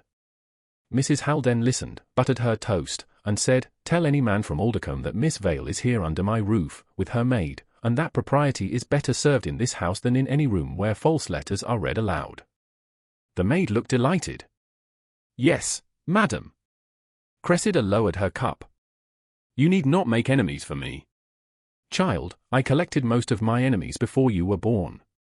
A few more will not crowd the mantel. The first visitor came just after noon. Cressida knew it was Adrian before the servant announced him. She did not know how. Perhaps the house itself changed, as if the air drew itself upright. Mrs. Haldane received him in the parlour with Annie seated near the window and the door left open. No one could accuse the room of secrecy. Adrian bowed to Mrs. Haldane first, then to Cressida. He looked tired. Not disordered. Men like him did not permit disorder. But there was a shadow beneath his eyes and a restraint in his mouth that had not been there at Aldercombe. "Miss Vale," he said. "Mrs. Haldane. Thank you for receiving me." Mrs. Haldane sat with the air of a judge who disliked the law but enjoyed clarity. "You have 10 minutes before I decide whether you deserve 15. A faint surprise moved across his face. Then, to Cressida's astonishment, he bowed his head. "Fair." Cressida did not rise. "If you came to persuade me back to Aldercombe, you may save several of your minutes." "I did not." He looked at her directly. "I came to say I am sorry." The room did not soften. It sharpened. Cressida folded her hands over the packet of papers in her lap. For the letter. For guarding the proof and failing to guard the wound. Annie looked down quickly. Mrs. Haldane became very still. Adrian continued, each word measured, not as performance, but as cost. "I saw the trap. I believed that if I revealed too soon, Lady Millicent would turn gratitude into compromise and force your name into a marriage before truth was secure. I still believe the danger was real. That does not excuse the moment you stood alone while others listened to a lie." Cressida wanted to be unmoved. She had built the wish carefully during the long night. It failed because he had not defended himself from the part that mattered. "You said one day," she said. "People can destroy a woman in less." His face tightened. "Yes. I do not need to be rescued from the truth, Mr. Wycliffe. I need the truth spoken before it becomes convenient to mourn what was lost. I understand that now. Do you?" He took a breath. "I am beginning to." The humility of that answer disturbed her more than a grander claim would have done. He reached into his coat and withdrew a folded paper. "Sir Oswald has told 2 households that you fled because of guilt. By evening, he will tell 5. I have sent my groom to watch the road, not to restrain you, but to ensure no one from Aldercombe attempts to pressure your return without witnesses. I have also written for the Locksley solicitor. He is bringing the originals." Mrs. Haldane tapped the packet on Cressida's lap. "We have copies." Adrian's eyes moved to the blue tape. Recognition flared. "Your mother was wiser than any of them knew." "Most women are," Mrs. Haldane said.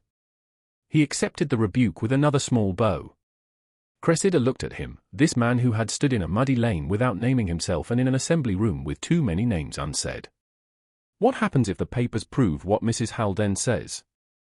Then Sir Oswald cannot use the settlement to bind you to his wishes. And if they prove nothing? Then my testimony remains. So does the falseness of the letter. His gaze held hers. But none of that requires you to return to Aldercombe unless you choose it. Choose. The word entered the room quietly and changed the furniture of it. Cressida looked down at the papers bearing her father's name. For 6 years, her choices had been permissions dressed differently. Wear this. Sit there. Say little. Be grateful. Apologize. Endure. Now the path ahead remained frightening, but it was hers enough to frighten her honestly. "I will not return today," she said. "No, I will not hide either. No, I will write to Mr. Pettifer again, and I will answer any lie Sir Oswald spreads with my name signed clearly." Something like pride moved in Adrian's expression, followed at once by restraint. "Good." Mrs. Haldane rose. "Your 10 minutes are finished, Mr. Wycliffe. I may grant you the other 5 another day." Adrian bowed, but before he turned, Cressida spoke. "Did you find anything after I left?" He paused. "The wax on the letter matches Sir Oswald's seal." "Not enough alone. But enough to know where to look." "Then look quickly." "I will." At the door, he glanced back once. Not to claim. Not to command. to ask without words whether she was standing. She was. Cressida held her father's papers in both hands and felt, for the first time since childhood, that leaving a house might be the beginning of belonging to herself. Aldercombe Park had never looked more respectable than it did on the evening it prepared to be humiliated. Every candle in the dining room was lit. The mahogany table shone beneath silver dishes and cut glass. Lady Millicent had ordered the best linen, the French porcelain, and the pair of footmen who looked least likely to drop anything when society turned suddenly sharp. Sir Oswald stood near the sideboard with a glass of wine untouched in his hand, smiling at nothing and glancing too often toward the door. Arabella sat beneath the portrait of a faint ancestor who had made a fortune and left his descendants the talent for spending it. She wore pale blue silk, a pearl comb, and the delicate sorrow of a young lady prepared to be noble at someone else's expense. "Do not look pleased," Lady Millicent murmured as she adjusted Arabella's sleeve. "Look reluctant." Arabella lowered her eyes at once. "I'm trying, Mamma." "Try harder." A woman who appears eager for another woman's place loses half the room before she opens her mouth. Sir Oswald turned from the sideboard. "The room is ours." Lady Millicent looked at him with cold patience. "Rooms are never ours when Locksley is involved. That is why we must arrange the feeling of the room before he enters it." Guests had been invited with care. Not the whole county, only enough to make the evening impossible to deny later. Mrs. Harbury was there because she carried news accurately when she disapproved of it. Mr. Voss was there because moral concern sounded better near a clergyman. The Eltons were there because they repeated whatever made them feel close to consequence. Mrs. Lee had brought both daughters, who whispered behind their gloves and pretended not to be disappointed that Cressida Vale was absent. Lady Millicent had made certain everyone understood Miss Vale had withdrawn in distress after the assembly, and that the family was doing all it could to protect the dignity of House of Locksley. It was a careful sentence. It suggested compassion while leaving guilt to ripen by itself. The butler entered just as the first course was about to be announced. He carried a card on a salver, but his face had lost its trained smoothness. Lady Millicent's eyes narrowed. "Well?" The butler swallowed. "His Grace, Adrian Whitecliffe, Duke of Locksley." The room did not merely fall silent.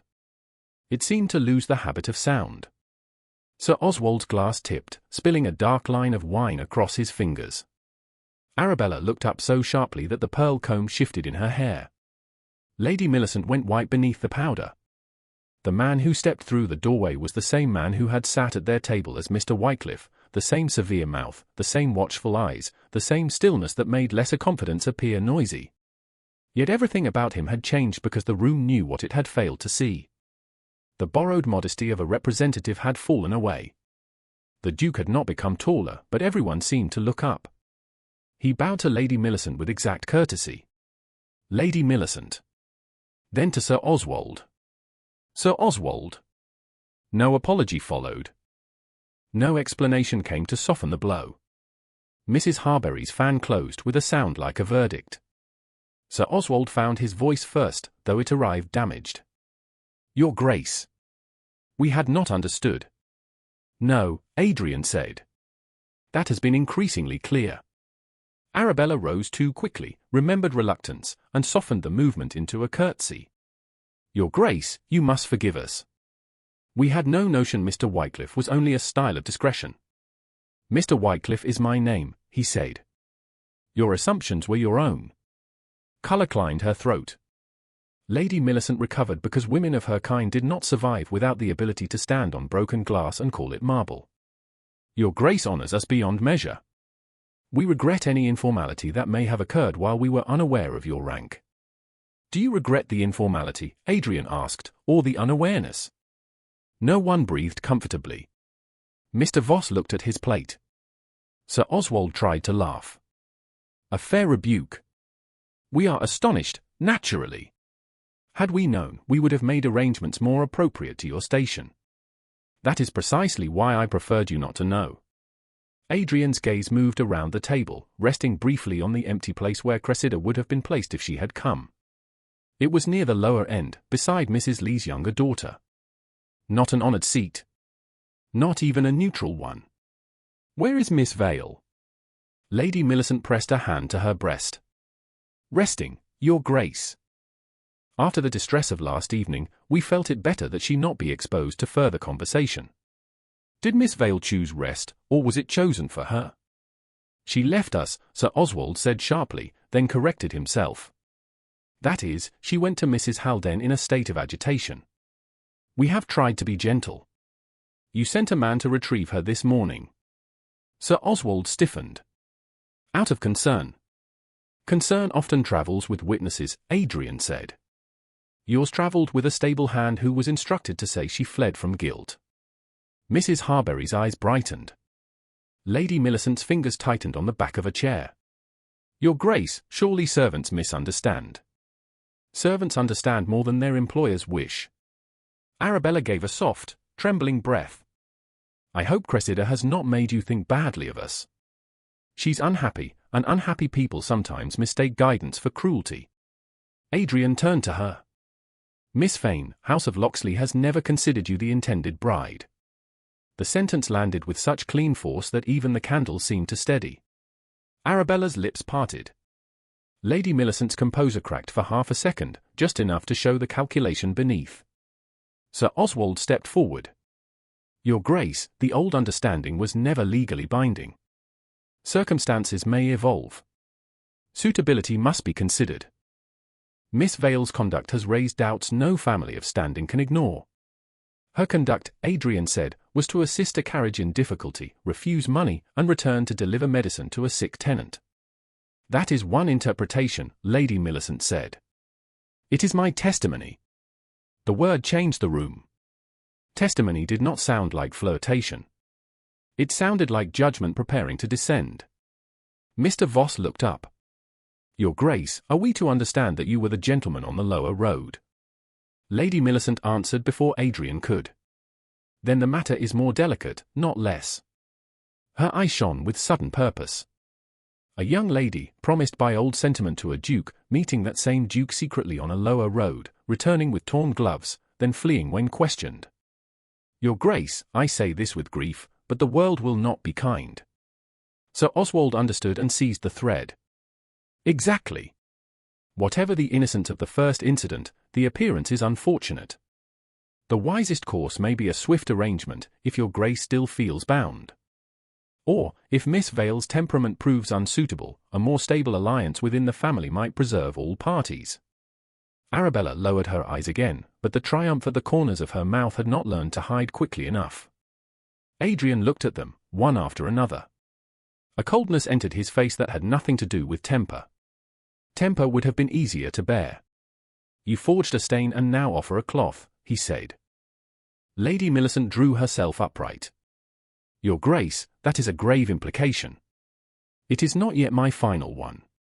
Sir Oswald's face darkened. You cannot come into my house and threaten my family. I can do considerably more than threaten when my family name is being used to extort a woman under your roof. The word extort made Mrs. Elton gasp. Lady Millicent's voice sharpened for the first time. Cressida is not under our roof now. She removed herself after rejecting our care. Good, Adrian said. The simplicity of the word silenced them more effectively than anger. She is safer for it. Arabella's eyes filled with real tears now, though not for Cressida. You can't mean to shame us publicly for trying to protect you. I mean to prevent you from confusing protection with possession. He turned to the butler, who had remained by the door as still as a carved post. A sealed parcel will be delivered to Mrs. Haldane's house before morning. It is to be placed directly in Miss Vale's hands, or in Mrs. Haldane's. No one from Aldercombe is to interfere. Sir Oswald took a step forward. What parcel? Adrian's gaze did not move from him. The glove your household displayed. It has remained long enough in hands that wish to make it ugly. Lady Millicent's eyes flicked toward her workbox on a side table, and in that glance she betrayed more than she knew. Mrs. Harbury saw it. Mr. Voss saw it. Adrian saw both of them seeing it. You will also receive a visit from my solicitor, he continued. Until then, no claim is to be made on behalf of House of Locksley. Not concerning Miss Vale.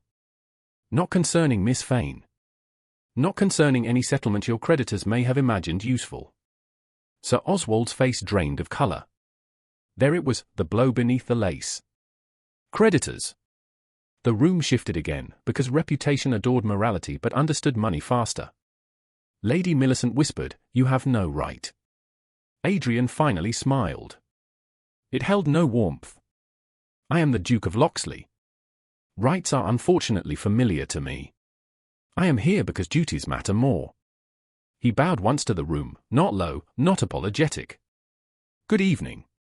No one stopped him. The dining room remained frozen after he left, the gleam of silver now looking less like elegance and more like exposure. Lady Millicent stood motionless beside the table, her face arranged into dignity by force alone. Arabella sat down slowly, one hand at her throat. Sir Oswald stared at the spilled wine drying on his fingers as if it were blood from a wound no one had touched. Outside, Adrian stepped into the damp night and gave his groom a small locked box wrapped in plain cloth. Inside lay Cressida's torn glove, still marked with the mud others had tried to make shameful. "Mrs. Haldon's house," he said. "Into Miss Vale's hands if she will receive it. If she won't, then Mrs. Haldon's. No one else."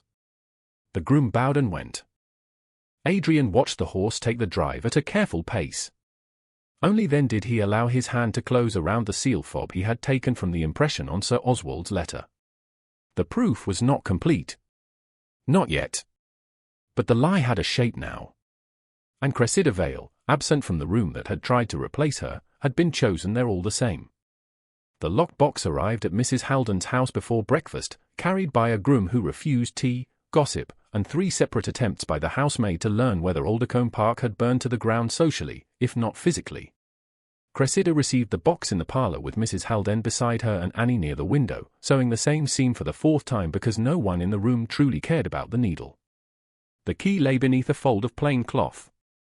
There was no note on the outside, no ducal crest pressed into wax, no flourish to remind her that the sender could command rooms into silence. That restraint told her more than a crest would have done. She opened the box. The torn glove lay inside on clean linen, still marked with dried mud along the thumb, still ugly, still hers. For a moment, the parlour disappeared. She saw the lower road, the sunless sky, the wheel rising from the rut, a stranger's hand covering hers for the briefest instant before the leather tore. Then she saw the tea tray, the assembly room, Mr. Voss reading words she had never written. She placed the glove on her lap and closed the box. "Well," Mrs. Haldon said, "that is one piece of yourself returned." Cressida touched the ripped seam. "It should not feel important." "Nonsense. Small things become important when wicked people think them useful." Annie looked toward the window. "There is another carriage." Mrs. Haldon rose and adjusted the lace at her cuffs. "If it is Sir Oswald, I shall have a headache of such moral intensity that I cannot receive him." The servant entered a moment later. "His Grace, the Duke of Locksley, requests permission to call." Annie dropped the needle. Cressida did not move. His Grace. The title had reached her properly now, not as rumour, not as suspicion, but as fact standing at the door. The man in the mud. Mr. Wycliffe in the corridor. The Duke who had entered Aldercombe as judgment. Mrs. Haldon looked at Cressida, not the servant. "Will you receive him?" The question was simple. It steadied her because it was hers. "Yes," Cressida said. "In here." "With the door open?" "Naturally," Mrs. Haldon said. "We are not Aldercombe." Adrian entered a few moments later, dressed with the severe elegance of rank but without the cold armour Cressida had seen at dinner. He bowed first to Mrs. Haldon, then to Cressida, then acknowledged Annie with the smallest inclination of his head. The courtesy was brief, but Annie flushed as if someone had restored her to humanity after days of being treated as furniture. "Thank you for receiving me," he said. Mrs. Haldon sat near the fire. "I have placed the clock where I can see it. Be wise with your minutes." A faint line almost became a smile at the edge of his mouth. "I shall try." Cressida kept the glove in her lap. "You revealed yourself at Aldercombe?" "Yes." "After I was gone?" "Yes." He did not soften it. He did not explain before she asked. That made anger harder to sustain, though not impossible. "Did they enjoy the surprise?" "No good." Mrs. Haldon made a small approving sound. Adrian's gaze dropped to the glove, then returned to Cressida's face.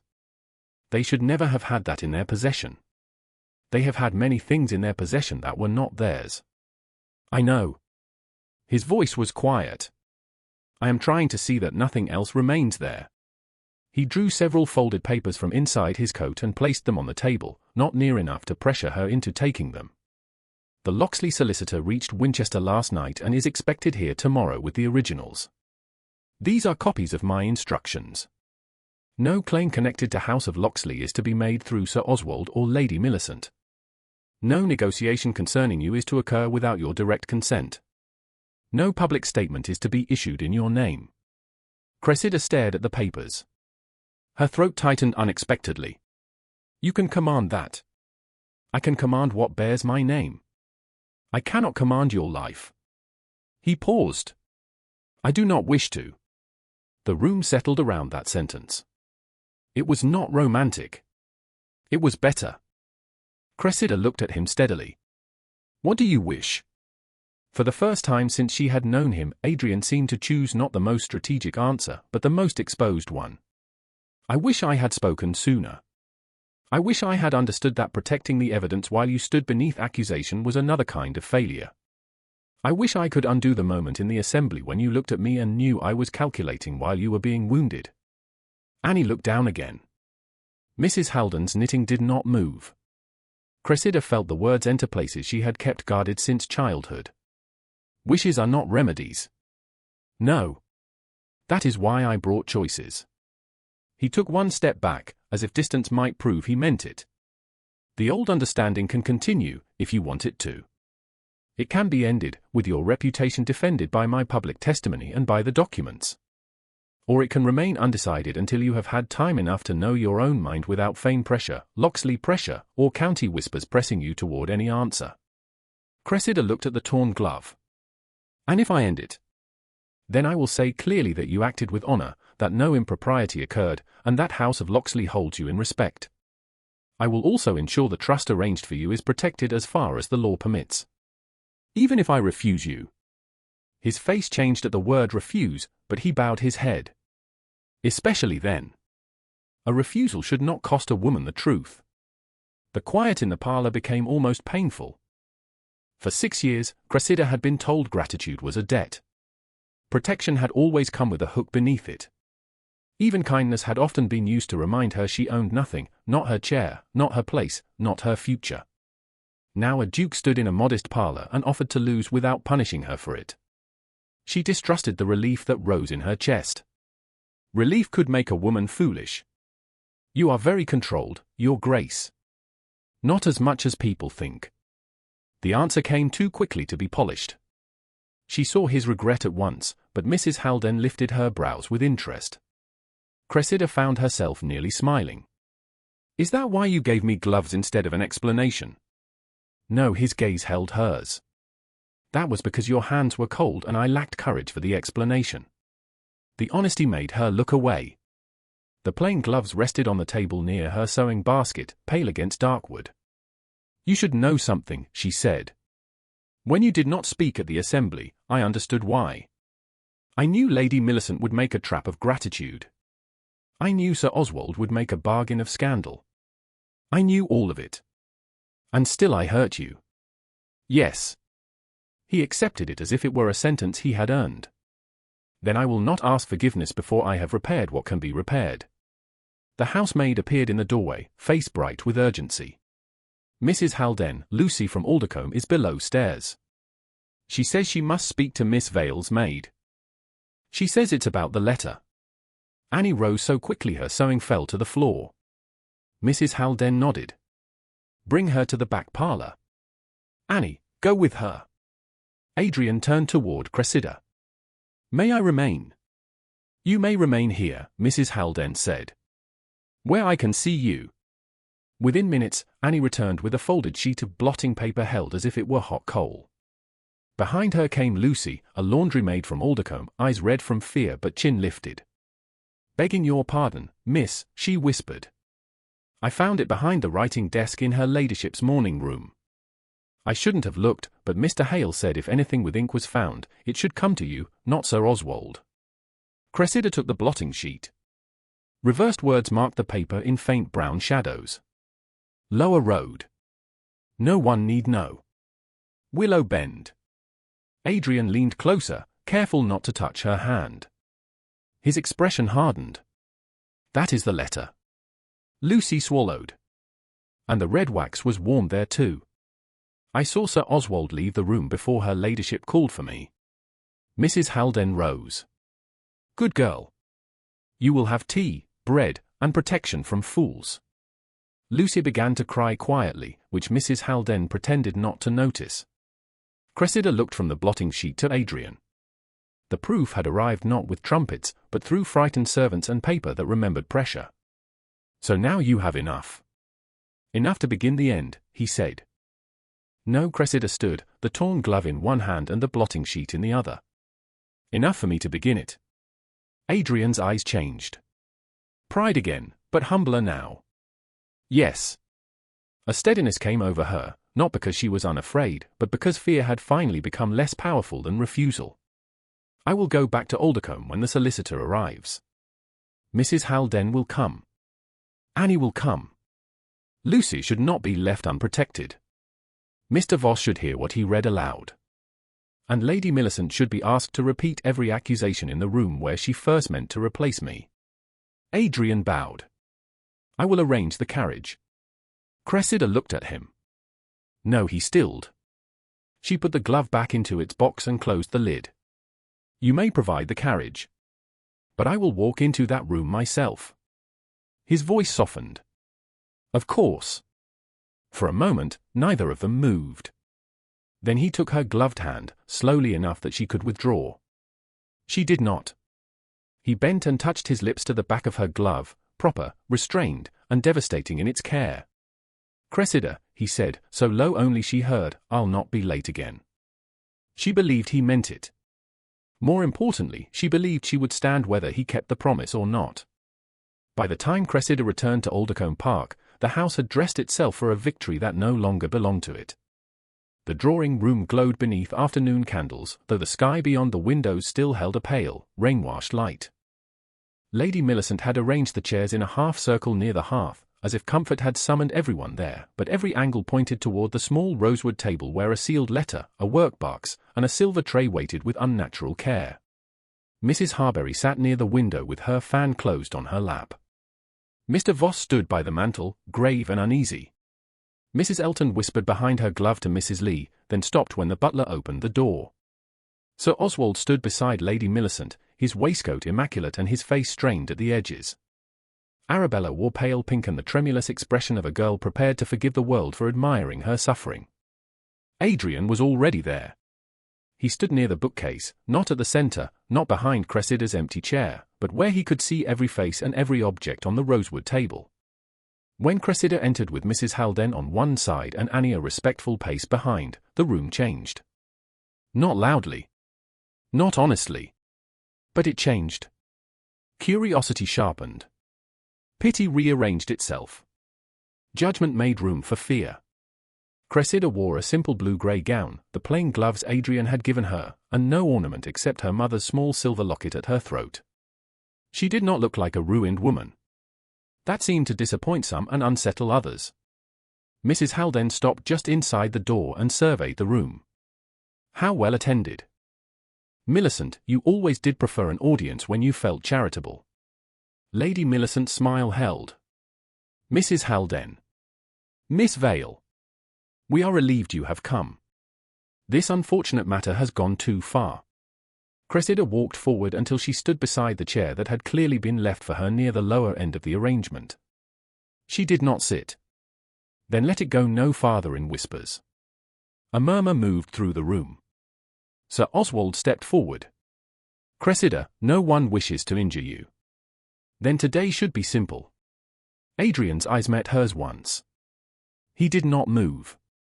He had promised not to be late again, but he had not promised to stand in front of her. That mattered. Lady Millicent touched the sealed letter on the table. We invited our friends only because the connection with House of Locksley has been made uncertain by your behaviour, and because Arabella's name has been drawn into pain she did not seek. Arabella lowered her eyes at once. Mamma, don't speak of me. I only want Cressida to be well. Mrs. Haldane made a small sound. It could have been a cough if charity were generous enough. Mr. Voss looked at Cressida. Miss Vale, I must say, if the letter read at Hartley was not yours, then I regret my part in giving it voice. Thank you, Cressida said. But regret does not unhear words. Lady Millicent drew herself up. That is why clarity is necessary. Your Grace, as head of House of Locksley, perhaps you will agree that no future can proceed while contradiction remains. Adrian inclined his head. I agree entirely. Satisfaction flickered in her face. She mistook his agreement for permission. Then I shall speak plainly. Please do, he said. His voice was calm. So no whisper may pretend innocence later. A cold breath seemed to pass through the room. Lady Millicent paused. Cressida saw it, the tiny hesitation of a woman who preferred poison in perfume, not poured from the bottle. But she had invited witnesses. She had placed the tools on the table. She could not retreat without looking afraid. Very well. Lady Millicent lifted the letter. This note, found after Miss Vale returned from the lower road, appears to arrange a secret meeting with a gentleman beyond the Willow Bend. Appears, Mrs. Haldane repeated. Such a useful word when one lacks courage for proofs. Sir Oswald snapped, Madam. Adrian's gaze moved to him. Sir Oswald fell silent. Lady Millicent broke the seal again, though it had already been opened at Hartley. I shall read only what is necessary. Read it all, Cressida said. Lady Millicent looked up. That is hardly required. It was enough to shame me before a room. It should be enough to face one. Mrs. Harbury's fan remained closed. Her eyes were bright. Lady Millicent read, her voice smooth, wounded, and cruelly careful. I shall come by the lower road before luncheon. No one need know. If you keep your carriage beyond the Willow Bend, I can meet you there without my aunt's knowledge. She lowered the page. The hand resembles yours. The details match your movements. The glove confirms you were there. The glove confirms that I touched a carriage wheel, Cressida said. Not that I wrote a lie. Arabella rose halfway from her chair. Cressida, please. You can't help yourself if you attack everyone. We're trying to save what can still be saved. What do you wish saved, Arabella? My reputation, or your opportunity? Arabella's eyes filled. How can you say that? Because I have learned to answer questions no one once asked. Sir Oswald's voice hardened. Enough. The family has endured ingratitude from you for years. You were housed, fed, clothed, introduced where possible, and treated with patience beyond your conduct. The word struck old bruises. For one moment, Cressida was 16 again, newly orphaned, standing in this same house with a trunk that smelled of sea air and her father's tobacco, being told gratitude would make her easier to love. Then she felt the papers in Mrs. Haldane's reticule, the blotting sheet Annie had carried, the glove returned to its box, and Adrian's silence beside the bookcase, full not of abandonment but of trust. She lifted her head. If you fed me to keep my father's settlement close, call it management, not mercy. Sir Oswald's face changed. The room heard the word settlement. Money had entered. Morality stepped aside for it, as it often did. Lady Millicent moved quickly. This is precisely the instability we feared. Your Grace, I hesitate to say it, but Miss Vale has become resentful, agitated, and inclined to imagine wrongs. Mrs. Haldane said, how convenient. First she is immoral. When that fails, she is unstable. Lady Millicent's nostrils flared. I will not be insulted in my own drawing room. You invited us to watch you insult a woman in it. Mrs. Harbury gave the smallest nod before hiding it behind her fan. Mr. Voss stepped forward. Lady Millicent, perhaps the matter of authorship should be examined before character is discussed further. The character explains the authorship, Sir Oswald said. Does it? Adrian spoke at last. The room turned toward him with visible relief and fear. Then we shall examine both. Lady Millicent smiled tightly. Your Grace, no one doubts your desire to be generous. Good. Then no one will mistake what follows for generosity. He looked at Cressida. Miss Vale, do you wish to answer the accusation in your own words before any document is shown? The question moved through her with more force than any defense could have done. He was offering her the first word, not the last. Cressida turned to the room. She did not look at the letter. She looked at the people who had listened to it. I went to the lower road because Mrs. Pritchard needed medicine. I stopped because a carriage was trapped in mud deep enough to damage the axle. I helped because a man was in danger of delay, injury, and expense, and because any decent person with knowledge of that road should have done the same. I did not know his name. I did not ask his rank. I did not write that letter.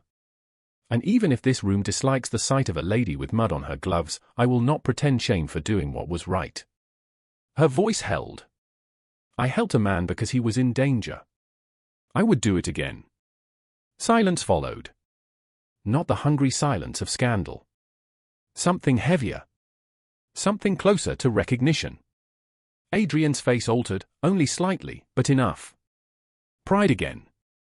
This time, the room saw it. Lady Millicent sensed the shift and snatched at control. Fine words do not erase facts. No, Adrian said. But facts will erase fine lies. He gave a brief nod to the butler. The door opened. Lucy, pale but upright, stepped in beside Annie. Behind them came Mr. Pettifer, the solicitor from Winchester, carrying a leather case, and Mr. Latham, the Locksley solicitor, with a packet tied in black ribbon. Sir Oswald made a strangled sound. Lady Millicent went still. Arabella sat down as if her knees had betrayed her. Adrian walked to the rosewood table and placed a small locked box upon it. Cressida knew the box. The room did not. He took the key from his waistcoat, turned it in the lock, and opened the lid. Inside, on clean linen, lay the torn glove, the mud still dark along the ripped thumb. Adrian lifted it carefully, as if the ruined leather were not evidence of shame, but a relic of truth. Adrian held the torn glove where every person in the drawing-room could see it, not high like a trophy, not carelessly like a scrap, but level in his palm as if the ruined leather deserved steadiness after all the hands that had misused it. The mud along the thumb had dried into the seam. The tear lay open, plain and undeniable. Lady Millicent's lips parted, then closed. Sir Oswald looked from the glove to the two solicitors at the door, and for the first time since Cressida had known him, calculation deserted him before fear could replace it. Adrian turned the glove slightly toward Mr. Voss. This was displayed as proof of Miss Vale's shame.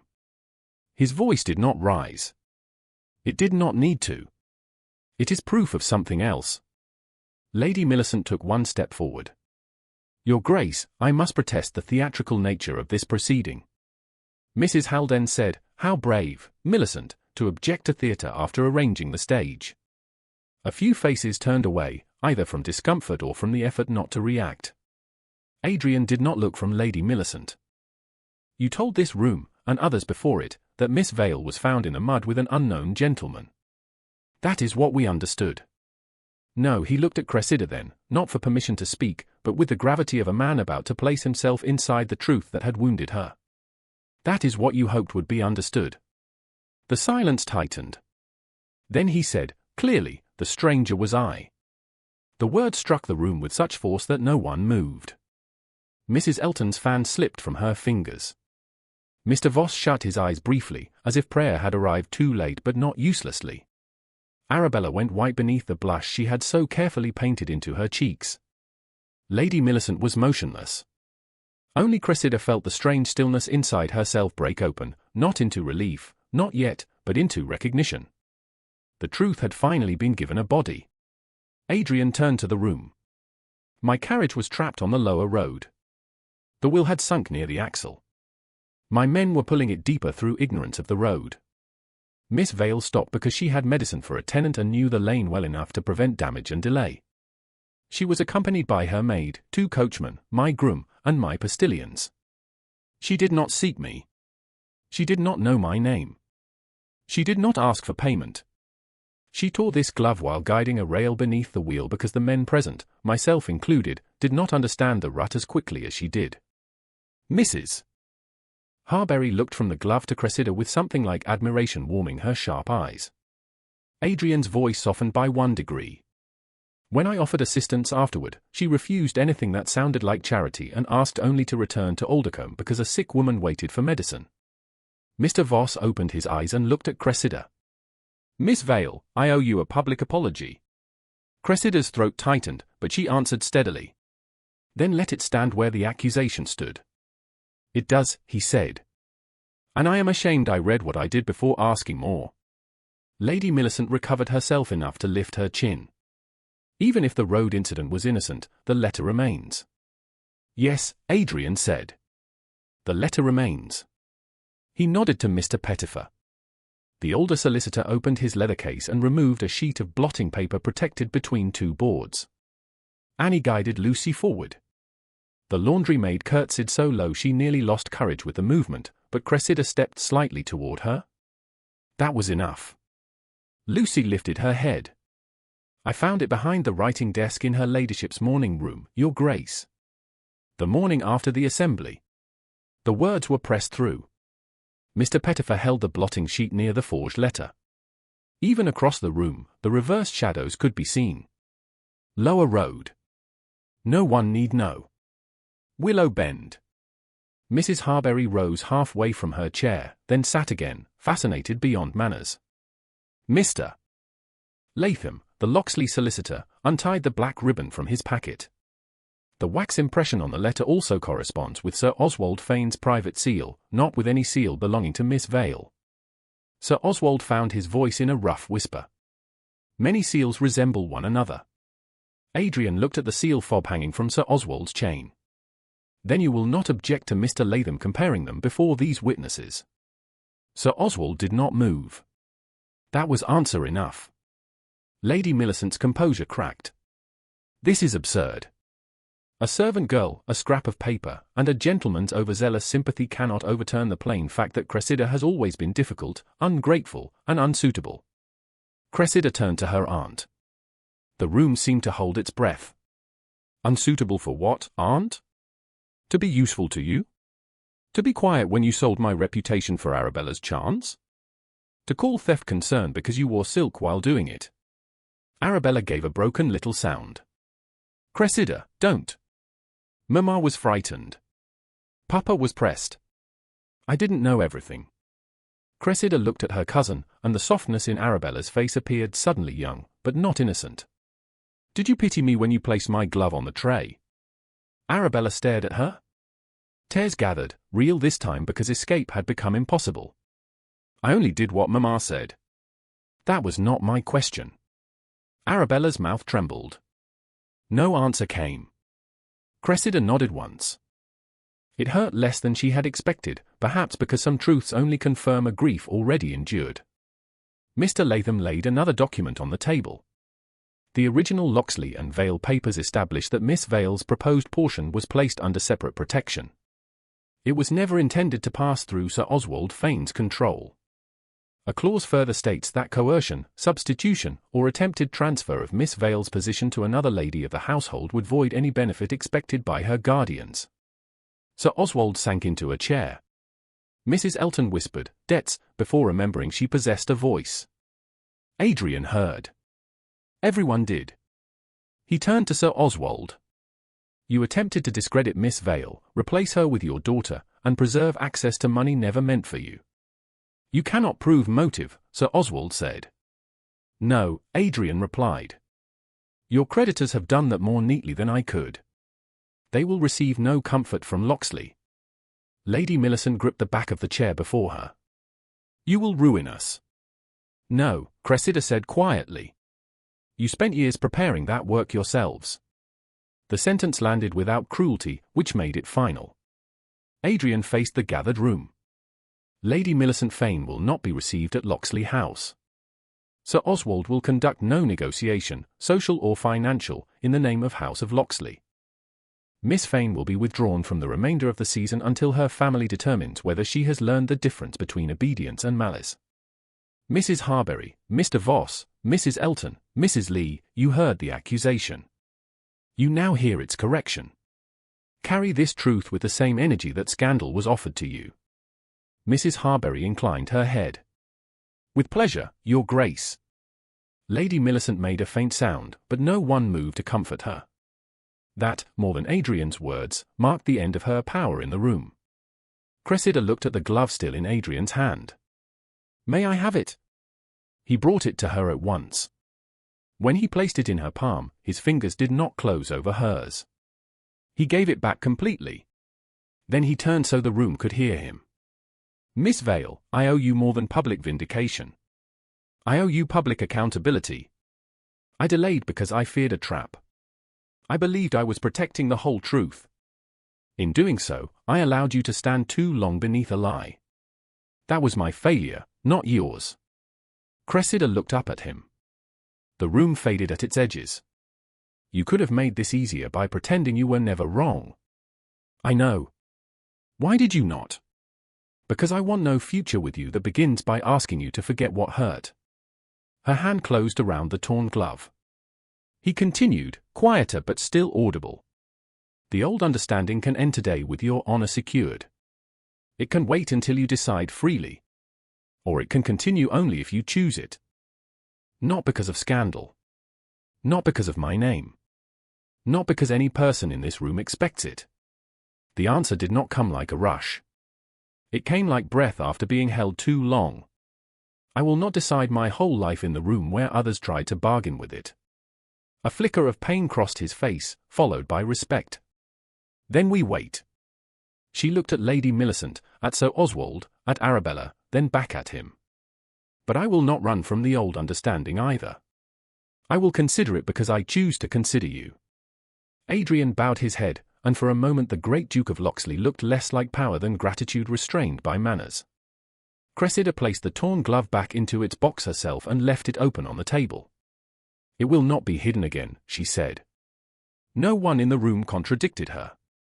3 months after the drawing-room at Aldercombe Park fell silent around the truth, the lower road no longer looked like a place where ruin could begin.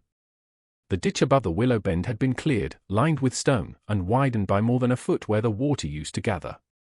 A small timber bridge crossed the worst hollow now, neat and strong, with fresh gravel packed along the edges so carriage wheels would not sink after rain. The fence rail Cressida had once dragged into the mud had been replaced by a proper gate. Someone had even planted young hawthorn along the bank, though Adrian insisted that had been Mr.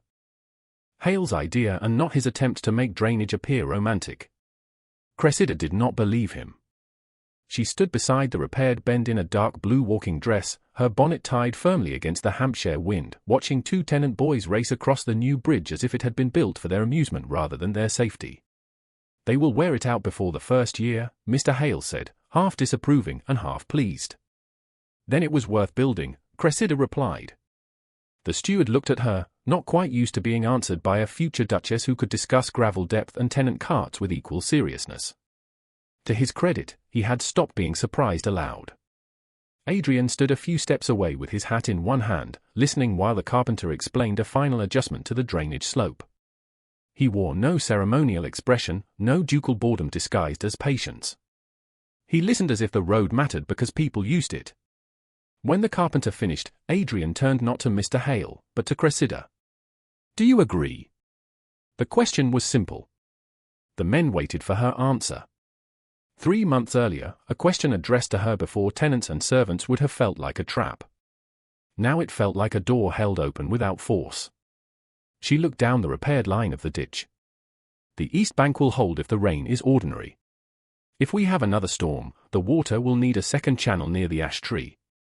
Mr. Hale nodded at once. "I thought the same, miss." Adrian glanced at the steward. "Then see it done before Michaelmas." "Yes, your grace." The tenant boys had stopped running and were now watching Cressida with frank curiosity. One of them, Mrs. Pritchard's grandson, lifted his cap. "Grandmother says to thank you, Miss Vale. She says she can come this way to church now without fearing the cart will tip." Cressida felt the old ache and the new warmth meet quietly inside her. "Tell your grandmother I expect to see her next Sunday, and that she still owes me the recipe for her ginger biscuits." The boy grinned and ran off. Adrian came to stand beside her. "You have become formidable over biscuits. A woman must begin somewhere. You began by moving a carriage wheel." She looked at him sideways. "You were trapped. There is a difference. I have been trapped several times in my life. You were the first person to notice the mud rather than the title. I did not know there was a title to notice. That is precisely what made it merciful. His voice had softened, but not enough for the men to hear. Cressida looked toward the road, where the gravel curved into sunlight between the hedgerows. The month since Aldercombe had not been a fairy tale of instant ease. Truth had consequences, and consequences had errands. Mr. Latham had secured the trust according to the old papers. Mr. Pettifer had written letters stern enough to make Sir Oswald discover humility in fragments. Lady Millicent had found that county doors, once closed politely, could remain closed with impressive firmness. Arabella had been sent to Bath to live with a great-aunt who believed tears were useful only if they improved character. Rumour had tried to turn itself 3 different ways, but Mrs. Harbury carried the correction through Hampshire with the precision of a church bell. Mr. Voss had apologised again from the pulpit without naming names, which somehow named everyone. Mrs. Haldane had enjoyed that more than was strictly charitable. As for Aldercombe Park, Cressida had not returned to live there. She had visited once, with Mrs. Haldane and Adrian beside her, to collect her mother's locket, her father's books, and the small writing desk that Lady Millicent had always called inconvenient. No one stopped her. That had been the strangest victory. Not applause. Not tears. Merely a door opening because it no longer had power to keep her in. Now Mrs. Haldane had taken a small house on the edge of Loxley Land, declaring that if Cressida meant to become a duchess, someone sensible must live close enough to correct her. Annie had been offered a place in Cressida's future household and accepted by crying into a linen cupboard where she believed no one could hear. Adrian had not pressed for a date. He had not spoken of obligation unless she raised it. He had written to her, walked with her, argued with her over road repairs, brought her estate maps, and once spent 20 minutes listening while she explained why the tenants needed a second laundry shelter near the West cottages. At the end, he had said only, "Then we shall build it." That was how he courted, Cressida had learned. Not with extravagance, though he could have commanded it. With attention. With alterations made because she had spoken. With silence that made room rather than demanded gratitude. A carriage approached from the direction of Loxley House. Its wheels crossed the new bridge without sinking. Cressida watched it pass and smiled before she could stop herself. Adrian saw. "You are pleased with the road." "I am pleased with things that do what they promised." He looked at her with such quiet intensity that the air seemed to change. "Then I hope, some day, to be counted among them." The men had moved away to inspect the ditch near the ash tree. For the first time that afternoon, they were almost alone, though the open road and a pair of distant labours preserved every rule propriety could demand. Adrian reached into his coat and withdrew a small box. It was not the box that had held the torn glove. This one was narrow, covered in dark velvet, and plain enough to be private. Cressida's breath caught. He did not open it at once. "I have asked you nothing while you were finding your footing," he said. "Not because I was uncertain. Because I wanted you to know the ground beneath you was yours before I asked whether I might stand there too." The wind moved through the hawthorn saplings. Cressida's hands were steady, but her heart was not. "That is a very careful proposal, Your Grace." "It is not yet a proposal.